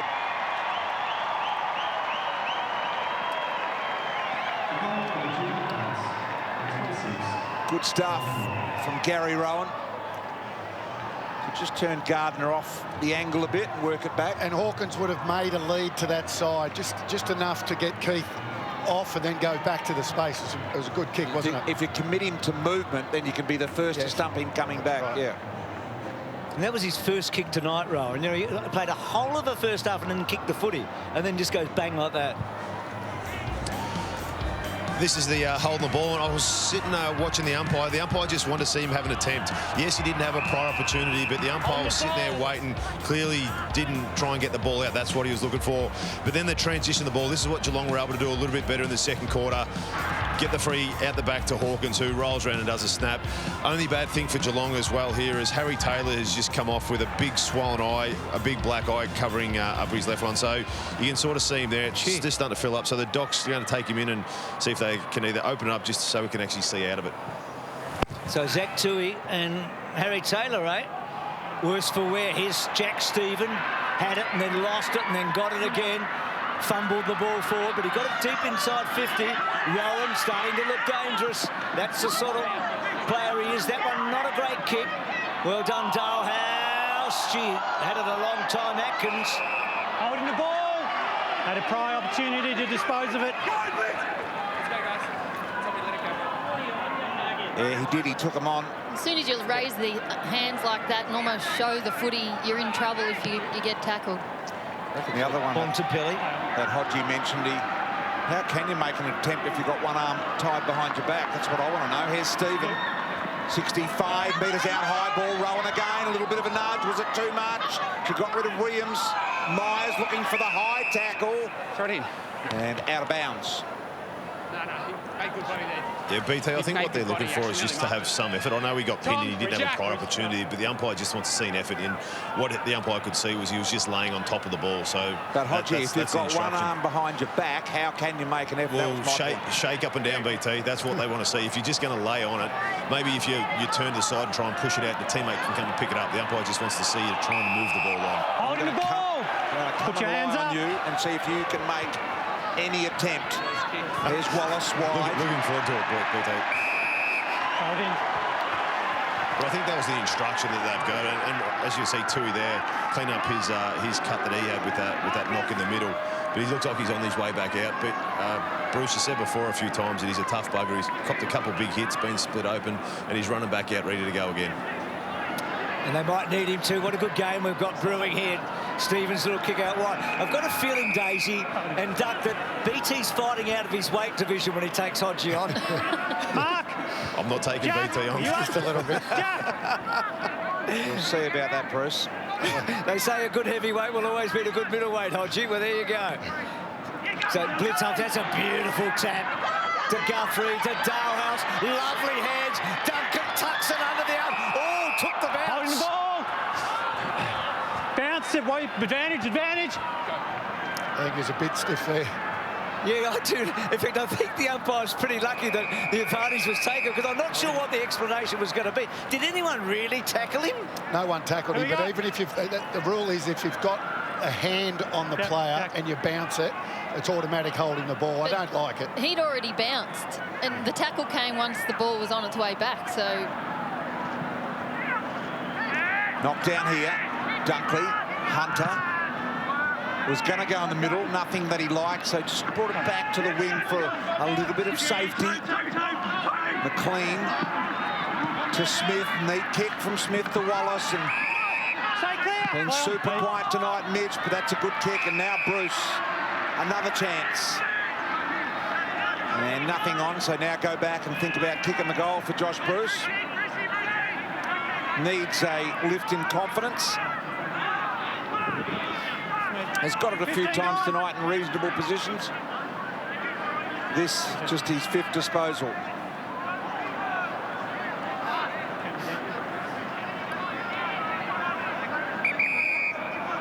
Umpire gives him the hurry up. Must start your run. Immediately the umpire says time's up. Kick on the way, just to the right-hand side, and that's a miss. So just can't get the boot working, Josh Bruce, at the moment. 5-4 from set shots tonight, the Dogs. They started that area so well, didn't they? They went bang, bang, bang, there's Harry. Boy, oh boy, they do look, he and Tui look like they've been in a prize fight, don't they? That ball, Richards gave a push on Close. So Close has been quiet, hasn't he? So a little kick, good one down the line to Dalhouse. So the Cats are out. Dalhouse short to O'Connor.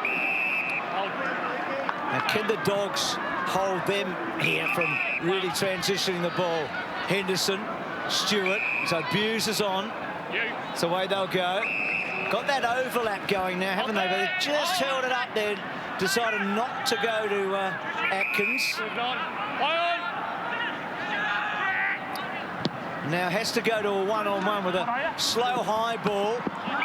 And Dangerfield just came in from the side and took a terrific mark. So getting the better Bontempelli in this quarter, Dangerfield. Wanted to wheel and go, nothing there, so just slides the ball sideways. Got those very white socks, Dangerfield, and going to launch an investigation into them after the game, Bruce, and just find out whether they are illegal. They're long and they're white. All out wide here to Stewart. Just picking up the little things, Bruce. Henderson now. Don't go anywhere. To O'Connor. BT, I'm a featherweight. I'm not going near a heavyweight. So O'Connor told to go by Hayden Gavine. And that's just got enough height to get over the top of Hunter. To Henderson. Rams the ball forward. Hawkins is wrapped up in the tackle. Rowan there. Little handball to Blitzarves. Couldn't quite make it work. Yeah, just let you know, well, they're the socks there, BT. Just let you know, Zach Tui's come back on. Still breathing nice and big. He's running away trying to avoid any contact. So that second contact he had in the middle, it didn't seem that hard. So anytime he hits a body from now on, we want to see how he's reacted. Also, Harry Taylor's come back on. They look like they've done something to his eye. You can see a little bit freer. They've opened it up as he's about to get the ball. As he does, right on cue, Hodgie. They're the two inclusions tonight, the two T's, Tui and Taylor.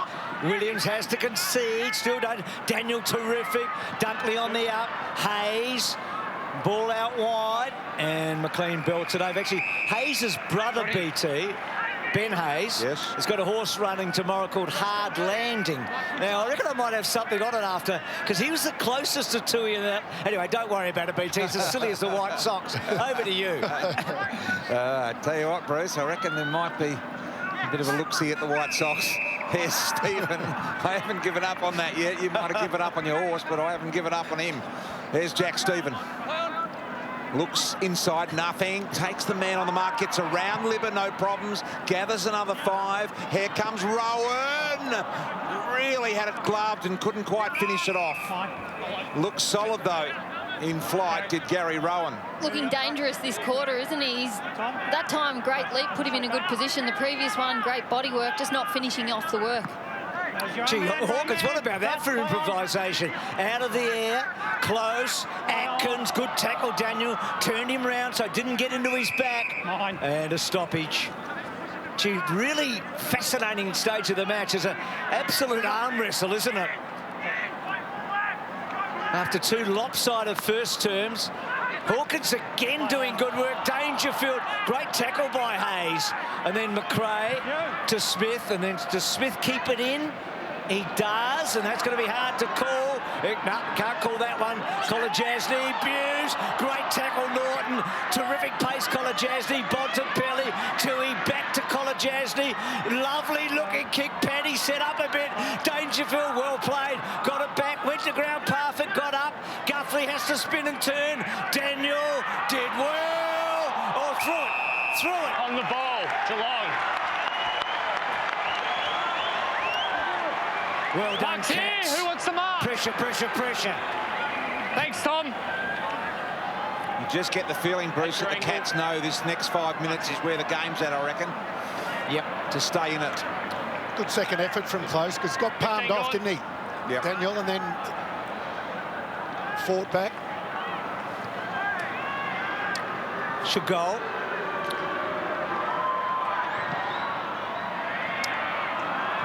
Not going to. It's a miss, so 3-goal game. Close, but not close enough there. Hodgie? Yeah, not very good news for the doggies down here. Easton Wood has hurt his hamstring. He's out for the game. They're down to 2 on the bench. Wow, that is big news. Hodgie, with 2 games to go, and his history. So Easton Wood, you can see Vandermeer there. You said hamstring then, Hodgie, didn't you? Yes, hurt his hamstring. So they said they haven't got any ice on at the moment, but yeah, they pulled the pin on him for the night. 2 tonight, and Easton Wood, he was just starting to put games together again. There's Atkins, and bang, it's gone. Stephen to Parfitt. Funny little hand by O'Connor, onto Duncan. Had to go on the left, didn't go exactly where he wanted it to go. Hayes, Soccer, now he's got the foot race with Hawkins, should win it, the little fella. But Hawkins gets there first, uses the ample body frame to protect the ball. Henry back over the top here to Hawkins, gone in the tackle. It's a good one by Gardner. Well done, Myers. Back to Hawkins, sold the candy there on Libber. Neat little kick. Gee, that's good composure for a big fella in tight space. 1 metre. Really well done. So Geelong, little mini surge here. Parfitt, that's where Dangerfield pointed it. In fact, he wanted it another 5 metres to the right as we look at it. That's where he was pointing, didn't quite get it where he wanted it. And Bontempelli was terrific, wasn't he? And then Crozier took the mark. The other thing about Hawkins, BT, his second efforts, it just shows you how fit he is, doesn't it? Yep. His second efforts, it wasn't 1 or 2 repeats. Now they've got a chance here, the Dogs. Oh, gee. Bontempelli, Wallace was slow to move there, wasn't it? It wasn't that bad a kick from Bontempelli. Mitch is just slightly off tonight, isn't it? They've been in good form for last week. Terrific form, Duck. So Stanley just shows his disdain for a part-time ruckman there. Back to Crozier, not a good handball. Williams, Daniel, Crozier. Now he's normally a good kick, Crozier. And that just marked by Hunter. This, BT, is where they've had problems since quarter time, from here on. Yep, and it's another slow play going forward. English over the back, got the hand, the fist there. Libber with really good hands to Smith. McLean tries to go straight through Guthrie, bounces off, turns around, sends it back inside, and Stewart will let this go over the line and out of bounds. Haven't been able to take an intercept mark all night, the Cats. They usually average about 11, and it's a big part of their game. We saw on that last little passage, the Dogs across half-back. When they get under pressure, they find their way out through handball, keep turning up in support until they get a good look at a good kicking option. Great pick-up day. So Bruce there in a bit of a wrestle, ball bubbling about. This is where the Dogs were dangerous in that opening turn, weren't they? But Geelong have forced them a long way from goal and may get it further. Hayes' handball intercepted. Hawkins good. Myers will be dangerous here. Very dangerous. Twists and turns, and then turns again. Left foot. Oh, not the right option. Gary Rowan was the right option. Oh, yeah. Yeah, he burnt him there, didn't he? Yep, selfish. And you can see there, though, the Cats get the turnover. Bulldogs prepared to throw the footy around, and here's another one here because of pressure. Well done, Gary Rowan. Yeah, great pressure from Gary Rowan, Duck. Really good run-down pressure now, Stephen, so they're owning it here. They've got a score out of it, though, Bruce. Under 3 minutes remaining here in the quarter. It's a goal apiece, so no damage done for the Dogs, despite Geelong winning a lot of footy at their end. And we'll have a boundary throw in 2.5 minutes in the quarter remaining. Look at that, that was the kick. Yeah, that was the kick. The one, he was on his right foot, just had to put it to space. Had to take it, because it was the only option. There weren't other options. And then the other thing we saw out of that, Alex Keith took the kick in and had no idea how important the kicker in has become. You know, good decision-making and Dangerfield under pressure. Parfitt got it back. Atkins got it back. Guthrie, that is a clever kick. Or Crozier had to feel for it. Switched out. Big charge. O'Connor gets it back. The luck of the Irish.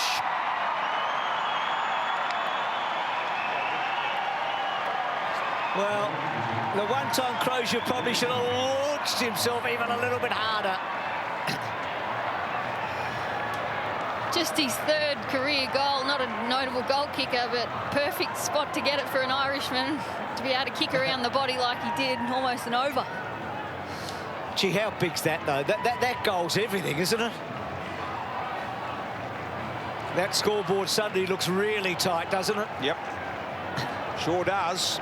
11 points, Bruce, and they're on the march. Still 2 minutes, just over 2 minutes in the quarter remaining, so still a chance to add another, and that would set it up magnificently.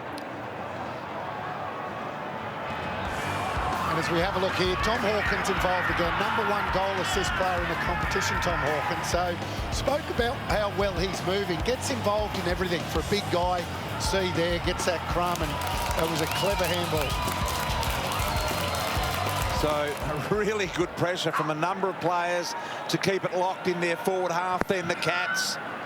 So the Dogs now, as Luke Beveridge said at half-time, they need to keep going forward and keep attacking. They can't just defend. Here's Smith. Dangerfield, desperate to get underneath McRae, and he did. Stanley around the corner. Great gather, Dalhouse. Parfitt over the top to Myers. Myers on his favourite right side. Slaughtered it to the right. Couple of misses in the last couple of minutes for Myers. This is where the Doggies have got to be smart. This is the same as what Geelong did to Port Adelaide in the third quarter here a couple of weeks ago. They pushed all their forwards up high and they left all the space in their forward 50 they could run on to, just so blokes like Myers and Gary Rowan can get shots on goal. So whether you bring a winger back just to shut the quarter down, they need to be smart with how they position their defenders.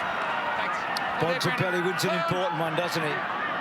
The other thing, Hodgie, that's so noticeable, Luke, is they're fierce around the contest, the Cats at the moment, aren't they? Fierce around the contest. I think that's how they go. When they bring all their numbers up, they've got an extra few around the stoppage, and then they can just go hard because they know that if they do miss the ball, that there's a replacement person there. And we know with Geelong, they're pretty well organised and they're well structured. When they do have a crack at it, they've got 2 or 3 numbers going at the one time. So English gets it wide. Johannesson would love to have got it with space to run and deliver. Very, very wide. They're going to want to win this ball, or else they're going to... Well, they haven't won it, and they've... No good that. Just no confidence. I know that was a difficult kick for Bruce, but Bruce without confidence. You just saw the way he approached the ball there. Yep. Agree with you, Bruce. Needs a big dose of it quick. Big Sarves. Dangerfield. 1 minute remaining in the third. Defending gallantly here at the moment, the Dogs. Johannesson. Beautiful little kick here to Daniel. You know he's a great kick. Can he find something open here? Goes for the low ball. Henry got in the way. Little interception there. And now tries to get it out in the Stewart path. Here's Libber.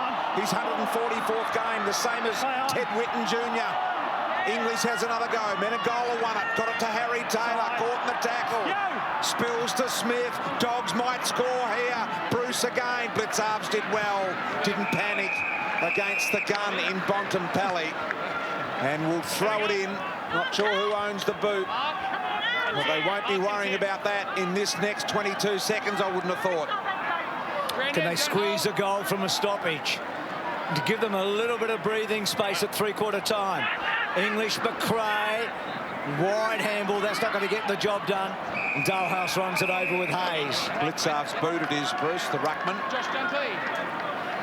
Probably the most athletic guy up there, just about, isn't he? The former 1,500-metre steeplechaser.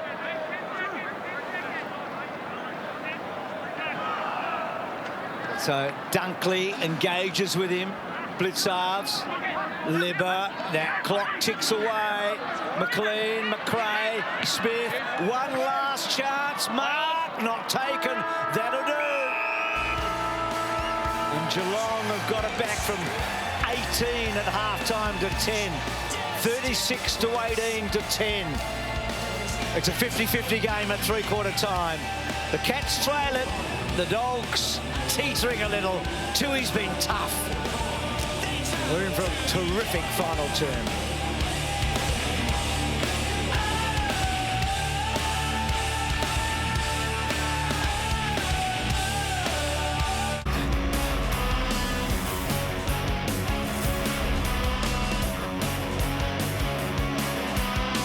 So the Cats have been clawing their way back, haven't they? It's been a hard slog.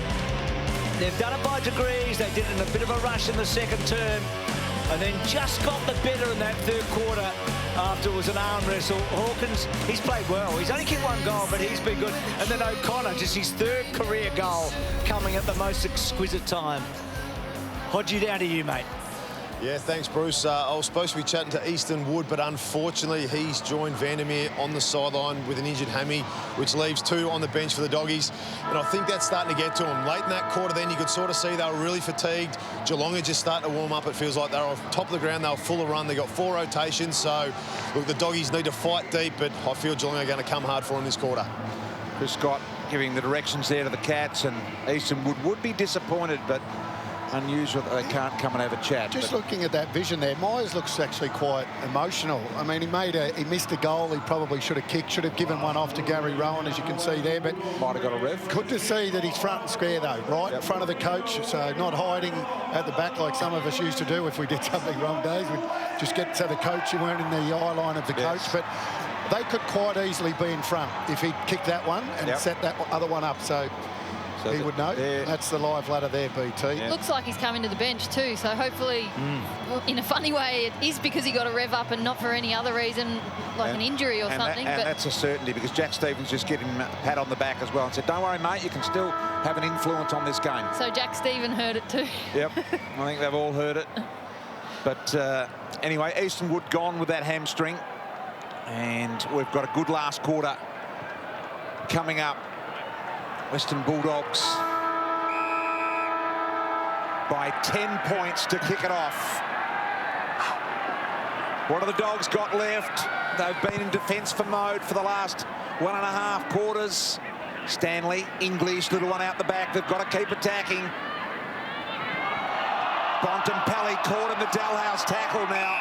I reckon he hasn't made much of an attempt, Hodgie, but of course Hodgie's not going to comment on that one. Well, there's been 3 or 4 of those paid tonight. So if they were consistent, that one should have been paid against Bontempelli. Interesting. Dangerfield, now Henry, caught in the tackle, and we'll ball it up again. Thank you. Good little jab, BT, but yes, he wasn't. He's just gone to get a pie, Bruce. So he's not in a return jab mode. Atkins dropped it down. You'll get another chance, BT. Just relax. So Duncan out wide. Tui, Parfitt, terrific smother. Oh, Daniel did that well, and that's clever, wasn't it, to Bruce? And then Bruce just, well, Bruce is out of sorts. I've looked in the mirror a few times and said that over the years, but he is out of sorts. So Bruce there and just missing the target. Pretty difficult target, I might add. So boundary throw in here basically on the wing with Samson Dunkley. We've seen this all night, these two. Dunkley just trying to have a 0-0 draw there in these contests and compete with Blitzarves. Wonderful spin by Dalhouse. Menengola, quick little kick by Atkins. Heard the call. Johannesson found some real blue jumpers out wide. Smith and now McRae wrong-footed. High ball, English. Henry just gave him a little bit of a start there and probably should have marked it in the end, English. almost blatantly conceding hit-outs now. They didn't win one, the Dogs, in that third quarter. So can they rove to the Cats, Daisy? So again, you'd back blitz halves 9 out of 10 here, wouldn't you? So Dunkley works to the front, and there you go. So that's, well, caught. That is a great result for the Dogs, isn't it? Hard there. So McLean, good player. He's never... Moving on, play I on. reckon he's never quite certain if he's in or out of the team these days, but he's a good player. English had a good fly there. Hayes got a handle on it. Johannesson, McRae, but they're going backwards, a long way backwards. Gardner, wobbly old kick forward, 50. Taylor with that fat eye and all of that. So Henry cut off by Bontempelli. Guthrie, high tackle, not paid. Dunkley measured it. Wallace hasn't been able to do that all night. And Kolajasny, a good matchup, isn't he, Kolajasny, in those one-on-ones? Who's up, Bulldogs? Gee, interesting stage. I reckon the Dogs only have to kick 1 goal probably to win it here. I reckon the Cats probably could have kicked 3 or 4. But the Dogs, if they can score here, they are going to go a long way to holding them off. Henderson, Norton, through, got it. Dixon, the goal kicker, gave it to McLean, hesitated, Hughes nailed him. Geelong. And that's the one in the first quarter that they were able to feed out the back and then get that time and space. But the Cats' intensity has lifted, therefore that time and space just hasn't been there for the Dogs. Oh, Kolajasny has missed Cam Guthrie. He shakes his head, and Kolajasny disappointed in himself as well. So this gives the chance for Dogs to set again here, Hodgie. Mark and Josh. Yeah, you're right. Duck with that as well. I reckon the Geelong pressures played on that last one as well, because Hunter was in a perfect position to give a handball, and he decided to go for the shot, but then they got swamped by 2 tacklers. So in the first quarter, I've got no doubt they would have given that handball because the pressure wasn't there. So 50-50 ball here. Slip through Keith. Good hands, Dunkley. Smith runs and carries. Gets the ball right to the top of the square. Stewart. Taylor. Read it well. Handball needs the good bounce here, Tui. He got it and then had to get it down. Hunter was up for it. Hunter gets the handball back. English takes his time. Oh! On the ball. Just a long bloke. A big, slow ruck, but he had to go bang. Yep, he did. Tui's lost his boot. He's hurt again behind the play, Bruce. Talk about in the wars. It's all happening. Here's Mitch Duncan. Back around your mark. Didn't want the contact again then, Tui, did he? You wouldn't be at all surprised if in the aftermath of this match we find out he's got broken ribs, because we know he's tough, but look at again, you can see it. Look at him in the background. He's crouched over. Still going, won't come from the ground. Guthrie, Myers, little handball. Stanley, heavy in traffic, did well, good thinking. But Suv's handball went down the throat of Hunter. Wrapped up in the path and tackle here. Umpire giving them time to release. Thanks, boys. And have a look at the Rowan tackle here. English away, bang. Well done, Gary Rowan. That's what he does so well. Done it a number of times on the mark at kick-in tonight as well, and effectively. So Hunter's handball puts him under pressure. Johannesson coughed it up to Atkins. Atkins wobbles it forward, and Dangerfield just pushes Williams out of the way. And then the Dogs relax, and Rowan gets to the front of the goal square. And that, Bruce, is why, for all young goal kickers out there, even with you, when you're within distance, you never turn your back, because you never know, and it happens every week in footy. It's crept in more and more of late too, BT. And Rowan gets the first goal of the final term, and they're within a kick. I know it's one of your pet hates, BT. Yep.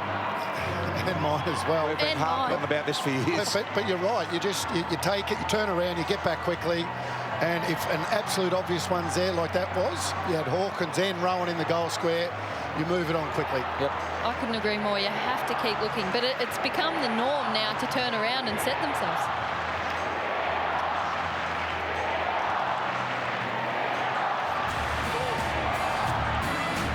So Tui going off the ground, not happy that he was taken off, even though he's got more bruises than a body can handle. And have a look at this. Don't turn your back on the play, and Dangerfield didn't, and that's why he was able to find a man in the goal square. This happens 4 times a game in every other game you'll watch this weekend. Looking at the replay, though, he had a... But he had his head peeping over his shoulder. Correct. Maybe a little voice from a teammate too about the couple of free teammates in the square. Gee, it's one of my pet hates, and I've seen first gamers do it. It's amazing. Back in the middle we go. So just a 4-point ball game here now. Things really hotting up if they weren't already. Dunkley caught in the Buse tackle. Holding the ball. Geelong. Cats free. I wonder whether we'll see Tui again. And a goal up. If you do, we'll be without a mouth guard. Stephen just missed Guthrie. That mouth guard didn't come your way, Hodgie, did it? And the way he's going, he'll need it. He's certainly in the world, isn't he? That tattoo's in an odd spot, isn't it, that Rose? No, he's got a back BT. He went and picked the back up, and he's walking back over to come back on the ground. The lucky green colour, high tackle. Advantage. Jack Stevens free kick. So here's Stewart. Cats haven't been in front all night. They're about to be, I reckon. Rowan sets himself. Dangerfield front and centre. Richards under great pressure. Belts it back. Smith couldn't hang on to it. Gee, Jack Stevens caught one there. And then Stewart back to Parfitt. Good kick, Parfitt. Right to the hot spot. Rowan toe poking it through for behind. A 3-point game.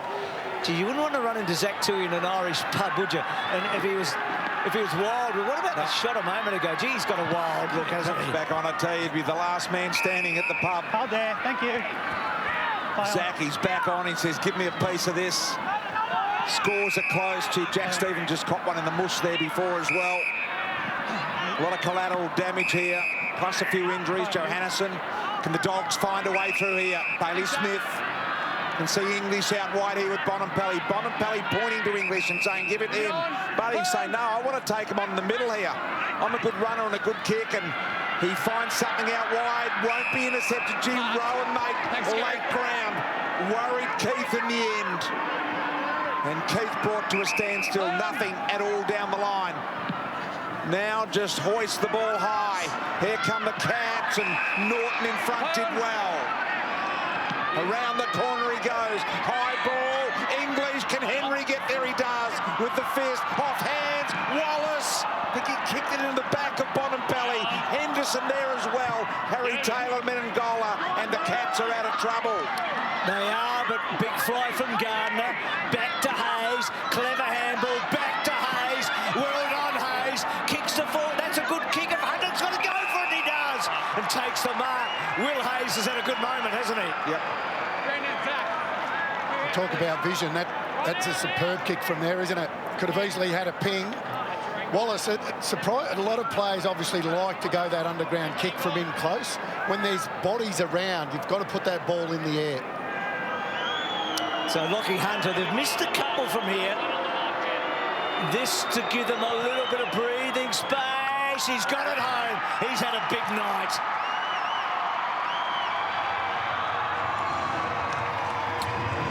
I reckon if Paddy's got the 3 votes, Lockie's probably got the 2 right now. Might depend on the result of the game, but he's been good all night, hasn't he? 26 touches, Lockie Hunter.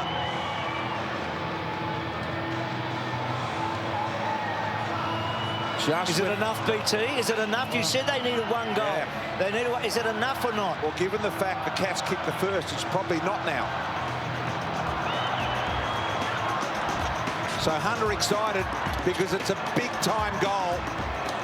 He said the Dogs needed 1, and given that the Cats have already kicked 1 this quarter, they're probably going to need 1 more to make it safe now. Let's have a look at Hunter's Telstra tracker. 10 Ks already, and have a look at those disposals all over the ground.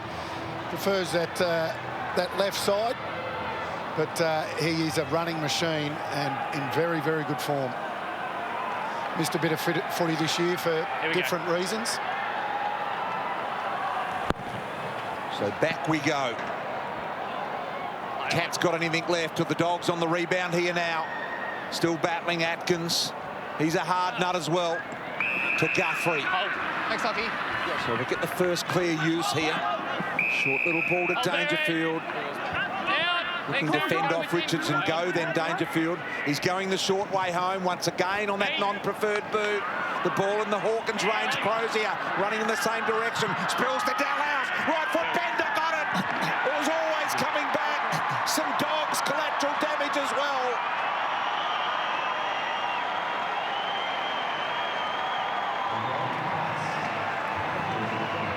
So quick revenge there for the Cats and just a little bit of temporary damage for the Dogs.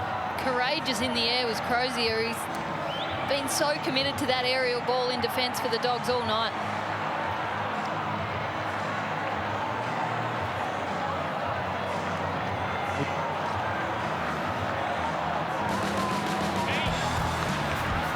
Have a look at Crozier there, going back with courage. In the end, the fact that the two were down, all the Cats on their feet, and that's a really good finish. Great handball from Stanley, isn't it? Cats always first one tonight, don't they? Okay. I thought that's where you were heading. Yep. They have 9 lives, Duck, and they've used a few of them tonight, but they haven't been. So it was a minute and a half into the game that Dunkley put the Bulldogs on their way. So Geelong has not had its nose in front. We know if they win tonight, they'll be on top of the table by the end of the evening, with Port to play tomorrow. So can the Dogs hang on here? You feel like their season's on the line in terms of finals. They're not going to get a better chance than being 6 in front at quarter time against quality opposition. Bontempelli, Johannesson good, McRae, little slip. Advantage, advantage! So Richards on the wrong side. Does he take advantage? Bruce, Norton's got it. They kick away again.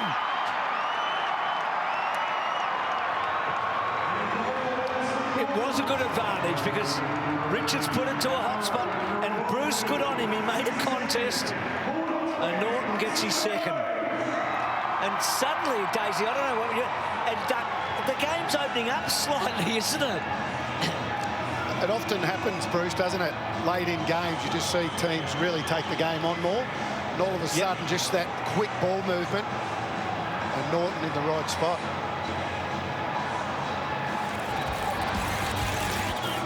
It was a good advantage for the Dogs, wasn't it? And Richards clever enough to take it. And even though he was on his wrong side, had the confidence in his own ability just to get that ball to where he wanted to get it. And Norton, well, you've got to know when to fly and when not to.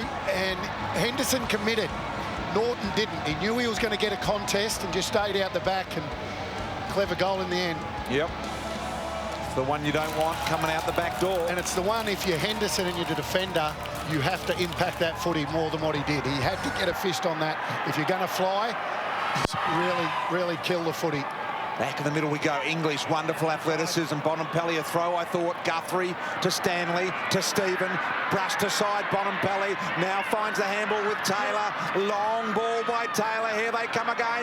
Rowan's free. Both hands on it. Duncan was in the perfect front and centre. Williams wrapped him in the tackle. He's done some great defensive work tonight, Rowan, but I reckon he's had 4 or 5 balls where he's had both hands on it and just hasn't been able to clunk them. Oh, sorry, Tim. Hawkins normally good here. English has had a good final term. Hawkins again won it, but well done by McRae. He was up for it. Bontempelli, McRae, Richards, Johannesson. It was a handball he probably should have taken. He was at full ball. Back it comes to Tui. Good kick to Stanley. And then Stanley spreads it wide. Takes a while to get to Stephen. Well played, though. Guthrie was front and centre. How deep does he get it? No, he goes short. Lovely kick. And Duncan's got the distance here. He's got the distance. He kicked a goal against the Crows in the last quarter from a similar distance last week. That was brilliant by Guthrie, wasn't it? The front and square, and then to pick the ball up so clean. And then that kick inside foot. He had heaps of options. Chose the right one, I reckon. Good kick. Very, very good kick. Got it all.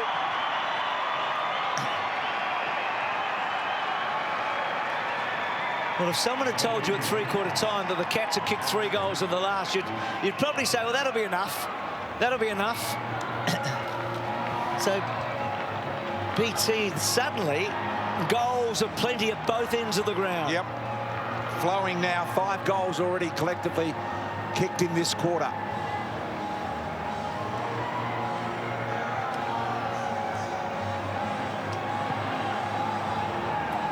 So this is the time of the game, 6 minutes to go, Duck, where you do not want to be caught with players on the bench that you want on the ground. So think about it now, not in 3 minutes' time. And they need to make sure they've got that organised right through to the end, because how many times we see it locked on the other side of the ground. Yep. And Dogs BT 2 men down and been 2 men down for a fair while. Yep. Dogs by just 3. And it just shows how important being clean with the ball. That Johannesson dropped the ball, had a turnover. Both teams have kicked 5 goals from turnover so far tonight. So whoever makes the least amount of mistakes, the opposition have been able to hurt him. So Doggies looking tired. Let's hope they can concentrate for long enough for the last 5 minutes. The Coles centre circle not being that helpful to the umpies tonight. Haley Smith, little soccer off the ground. Stewart, in comes danger. Shoveled out the handball to Henderson. Now he's under Richards' pressure. They keep going backwards. They'll be under all sorts. Buse somehow shuffled the ball off. Little kick around the corner. Got a good bounce. Rowan a little bit of a nudge. Now Dalhouse got to beat 3. G. Crosby was hard again. Great knock. Tui Hawkins. And this shot here suits his shape. What about the courage from Dalhouse? Just that tap on. Watch this. Oh, gutsy, gutsy. And what about Dangerfield as well? He senses the moment, doesn't he, when he needs to go. He jumps past about 3 of them, and he was the lift that Geelong needed in that second quarter as well. Just senses the moment and puts this side on his back. Have not been in front all night. They can lead it by 3 here. Hawkins, a little bit of left to right if he kicks it the way he wants. A 30-metre kick, got it, no problems. Gee, doesn't he know it well? Goal umpire looks at it sail over the head, and the Cats are in front. 2 in a row. Cats by 3. So 4 goals in the last quarter, and 5 minutes remaining. And that's a guy that is so confident in his goal kicking at the moment, Tom Hawkins. And that's the benefit of knowing your kick really well. You know where to start it, you know where it's going to end. And great effort there from Dalhouse. Put his head over the ball, gets it on out to Tui, who that's all the forward wants, just to sit it up, let the forward do the work. And Hawkins takes a nice, easy mark in the pocket. But as he went through before the game, he's so composed when he's on that side of the ground. He knows his routine. He's casually runs in, and then he's got that little shape, as BT mentioned, on his run in. It's just a nice little left to right fade, and it was a perfect finish there from Hawkins. Couldn't think of a better bloke to have the ball in his hand. So look at this. That's what that kick meant to Geelong. So top of the table tonight at least, if they can hang on from here. And for the Doggies, well, they're going to have to find at least 2, probably 3 more wins this season. Why not tonight? They've been in a winning position all night. Contact below the knees, Bulldogs. So English. Straight up now, Sam. Boys, back here. Still plenty of time, isn't it? I mean, it's been a frantic, frenzied last term. Is that an almost night, English? You, mate. Going wide, very wide. Bruce launches himself. Menegola. Atkins taken down. Myers. Daniel, clever. McRae, left footer window, gets it to centre half forward. Dunkley had a good fly. Henry, dangerous ball now. The bounce important here. Rowan's the quickest. He got a good bounce. Watch him go now. He'll take Keith on. Keith won't get him. Second bounce. He just has to balance himself now. He didn't balance himself, but in the end he's carried the ball about 100 metres. That'll do. It was a good effort, wasn't it, from Rowan then? He knew he could beat Gardner in the foot race, and he said, I've got you covered. And Bruce was so right. So here we are, half forward now. Cats, still plenty of time, as Bruce just mentioned. Blitzarves, Hunter, little kick out here. Next goal wins almost in this game. Said a few different things already in this quarter about goals, but I reckon the next one surely wins days. I think so too, BT. The stoppage there, a good result from Rowan, really. He would have had no forwards to kick to, given they were on quick transition. Gives his defence time to set up behind him. Blitzarves gets rid of English, double-handed down the throat of Dangerfield. He wanted Menengola to go that way. He almost conned him into it. The kick down the throat of Stanley. Have a look at this. Gary Rowan's got the vacant corridor. Kicks it right on his head. Can Rowan get over the top? Good punch by Hayes in the end. And a 4-point Geelong lead. Guthrie's use of the ball's been good, hasn't it? Again there. He's sort of got in the old days. He used to run so quickly. I don't think he delivered as well. He's got poise now, hasn't he? Yeah. So Daniel, good kick to English. How do they play at the Dogs from this point on? Williams over the top. Dixon's had a really bad night. I say that with all due respect. It's his first game this year, but he has had a very quiet evening. Bruce, you spoke about Guthrie, how he's been a lot better tonight, but I think the last probably 10 or so rounds, they've been spreading the workload. Menengola's stepped up. He's had more time in the middle and on the wing. Guthrie's gone into the middle a lot more and averages 4th for the AFL disposal. So I think that's why they're such a more even team now. They're being given more responsibility to more guys in the side. What Dixon needs to know, though, Bruce, is he can still win the game. Just takes one possession. He's a good kick, but he hasn't had a kick tonight. No, and it could be the most important one coming up if he can find the right spot. Blitzarves and English. No Dunkley there this time. Through the feet of Menengola. Dangerfield round the corner, out of bounds on the full. So the Dogs are going to get a look here. 3 minutes and ticking. Good bloke to have it, BT, I would have thought, don't you? In good hands. What can he find? Bruce saying, put it there. I'd be happy with that. So slides it in. Big pack of players, as you could expect. A lot of time to get there. Dunkley to Hayes. Kept it alive. Intelligent stuff. McLean, high footy. English, almost Dunkley. Right foot off the outside of the boot. Needs a good bounce. Almost. Hunter making it difficult. Stewart keeps it alive. The Cats are in business. Can Stewart find someone? Myers has got a lot to do. Out the back door. Crozier, been so good all night. Dogs are going to get another chance. Rowan through. Wanted the boundary line. Gee, Myers had to be ultra careful there. And how good is Rowan? Just couldn't get hold of it though, Bruce. Great stuff, BT. Terrific call. And then Williams under great pressure. He's physical, Rowan, isn't he? Look, he averages about 8 disposals in his career, but he's not Cyril, but boy, they count, don't they? That's those small little 50-50 contests that he's won tonight. And could have taken 3 or 4 other marks, but that's what they got him to the club for. And that's his value, isn't it? Yeah. Athleticism means he can play as that almost the second tall to Tom Hawkins because he's got such a good leap, gets hands to it. But then his pressure at ground level is more than you get out of any other key forward. Speak of athleticism, Stanley's got plenty of that. That was a great mark down the line. Duck always talks about those things. Gee, Daniel clever, but Dangerfield onto it, scrabbles the ball forward. He's played some sort of a game, Paddy. Parfitt off the ground, still off the ground, and out of play. So now a big problem for the Dogs. There is time, but to extricate from the back pocket to a scoring position against the Cats, good luck. Minute 42. Boundary throw in Geelong, forward 50. Big pack of players. Hawkins gets rid of English. Right foot snap. Missed.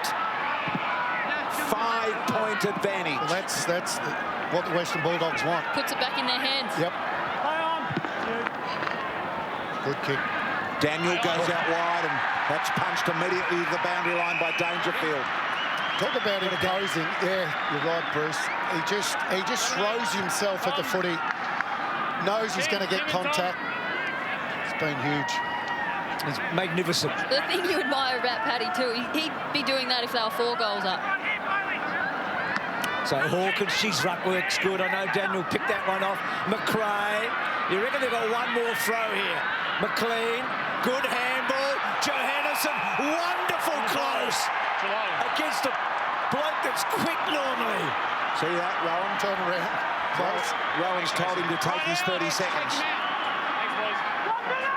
Well, the umpire, I mean, I clearly wouldn't know how long he can kick the footy, but... Hayes couldn't make it stick. Dalehouse, still Dalehouse. McRae's handball. Rowan's going to ice it. He does. What a last quarter he's having.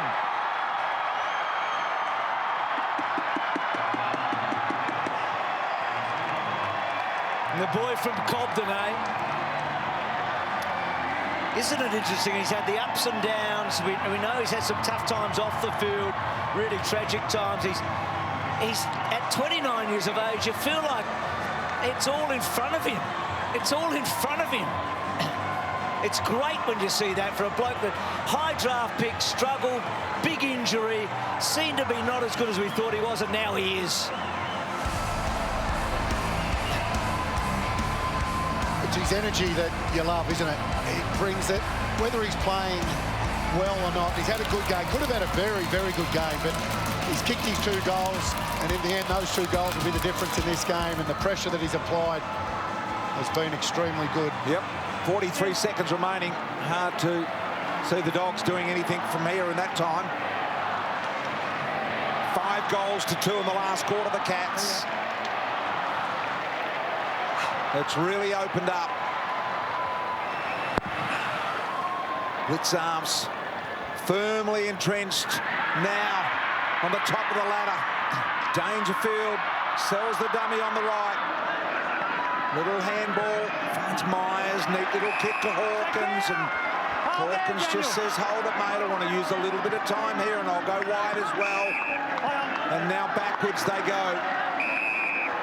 So they precisely understand where they're at, the Cats, and despite the Dogs getting away to a 6-goal lead in the first quarter, it is the Cats that have gradually, as Rowan flies high, come back and melted this down. It's been little bit by little bit in each quarter. It hasn't, and it was never one big chunk. 3 seconds. Rowan trying to take mark of the year there. This will be the 158th win for Chris Scott at the Cats, and they're on top of the ladder in fine style.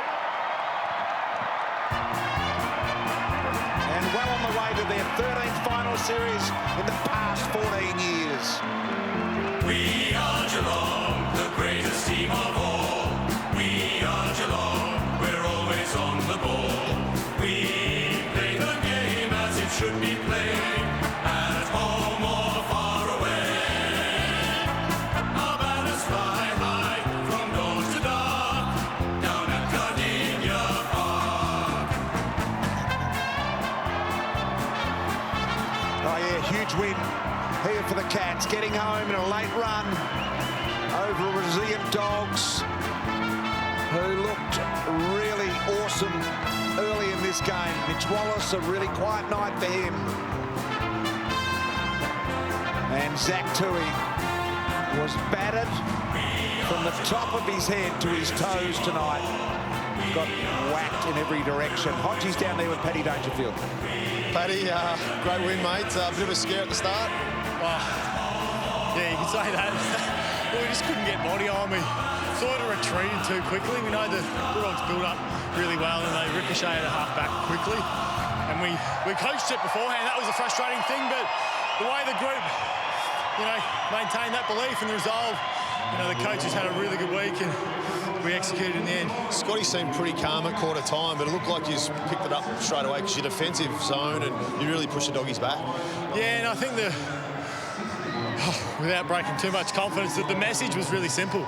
There's 2 goals this quarter, and then we'll do the same thing at half-time, and then we'll do the same thing, and we'll give ourselves a chance.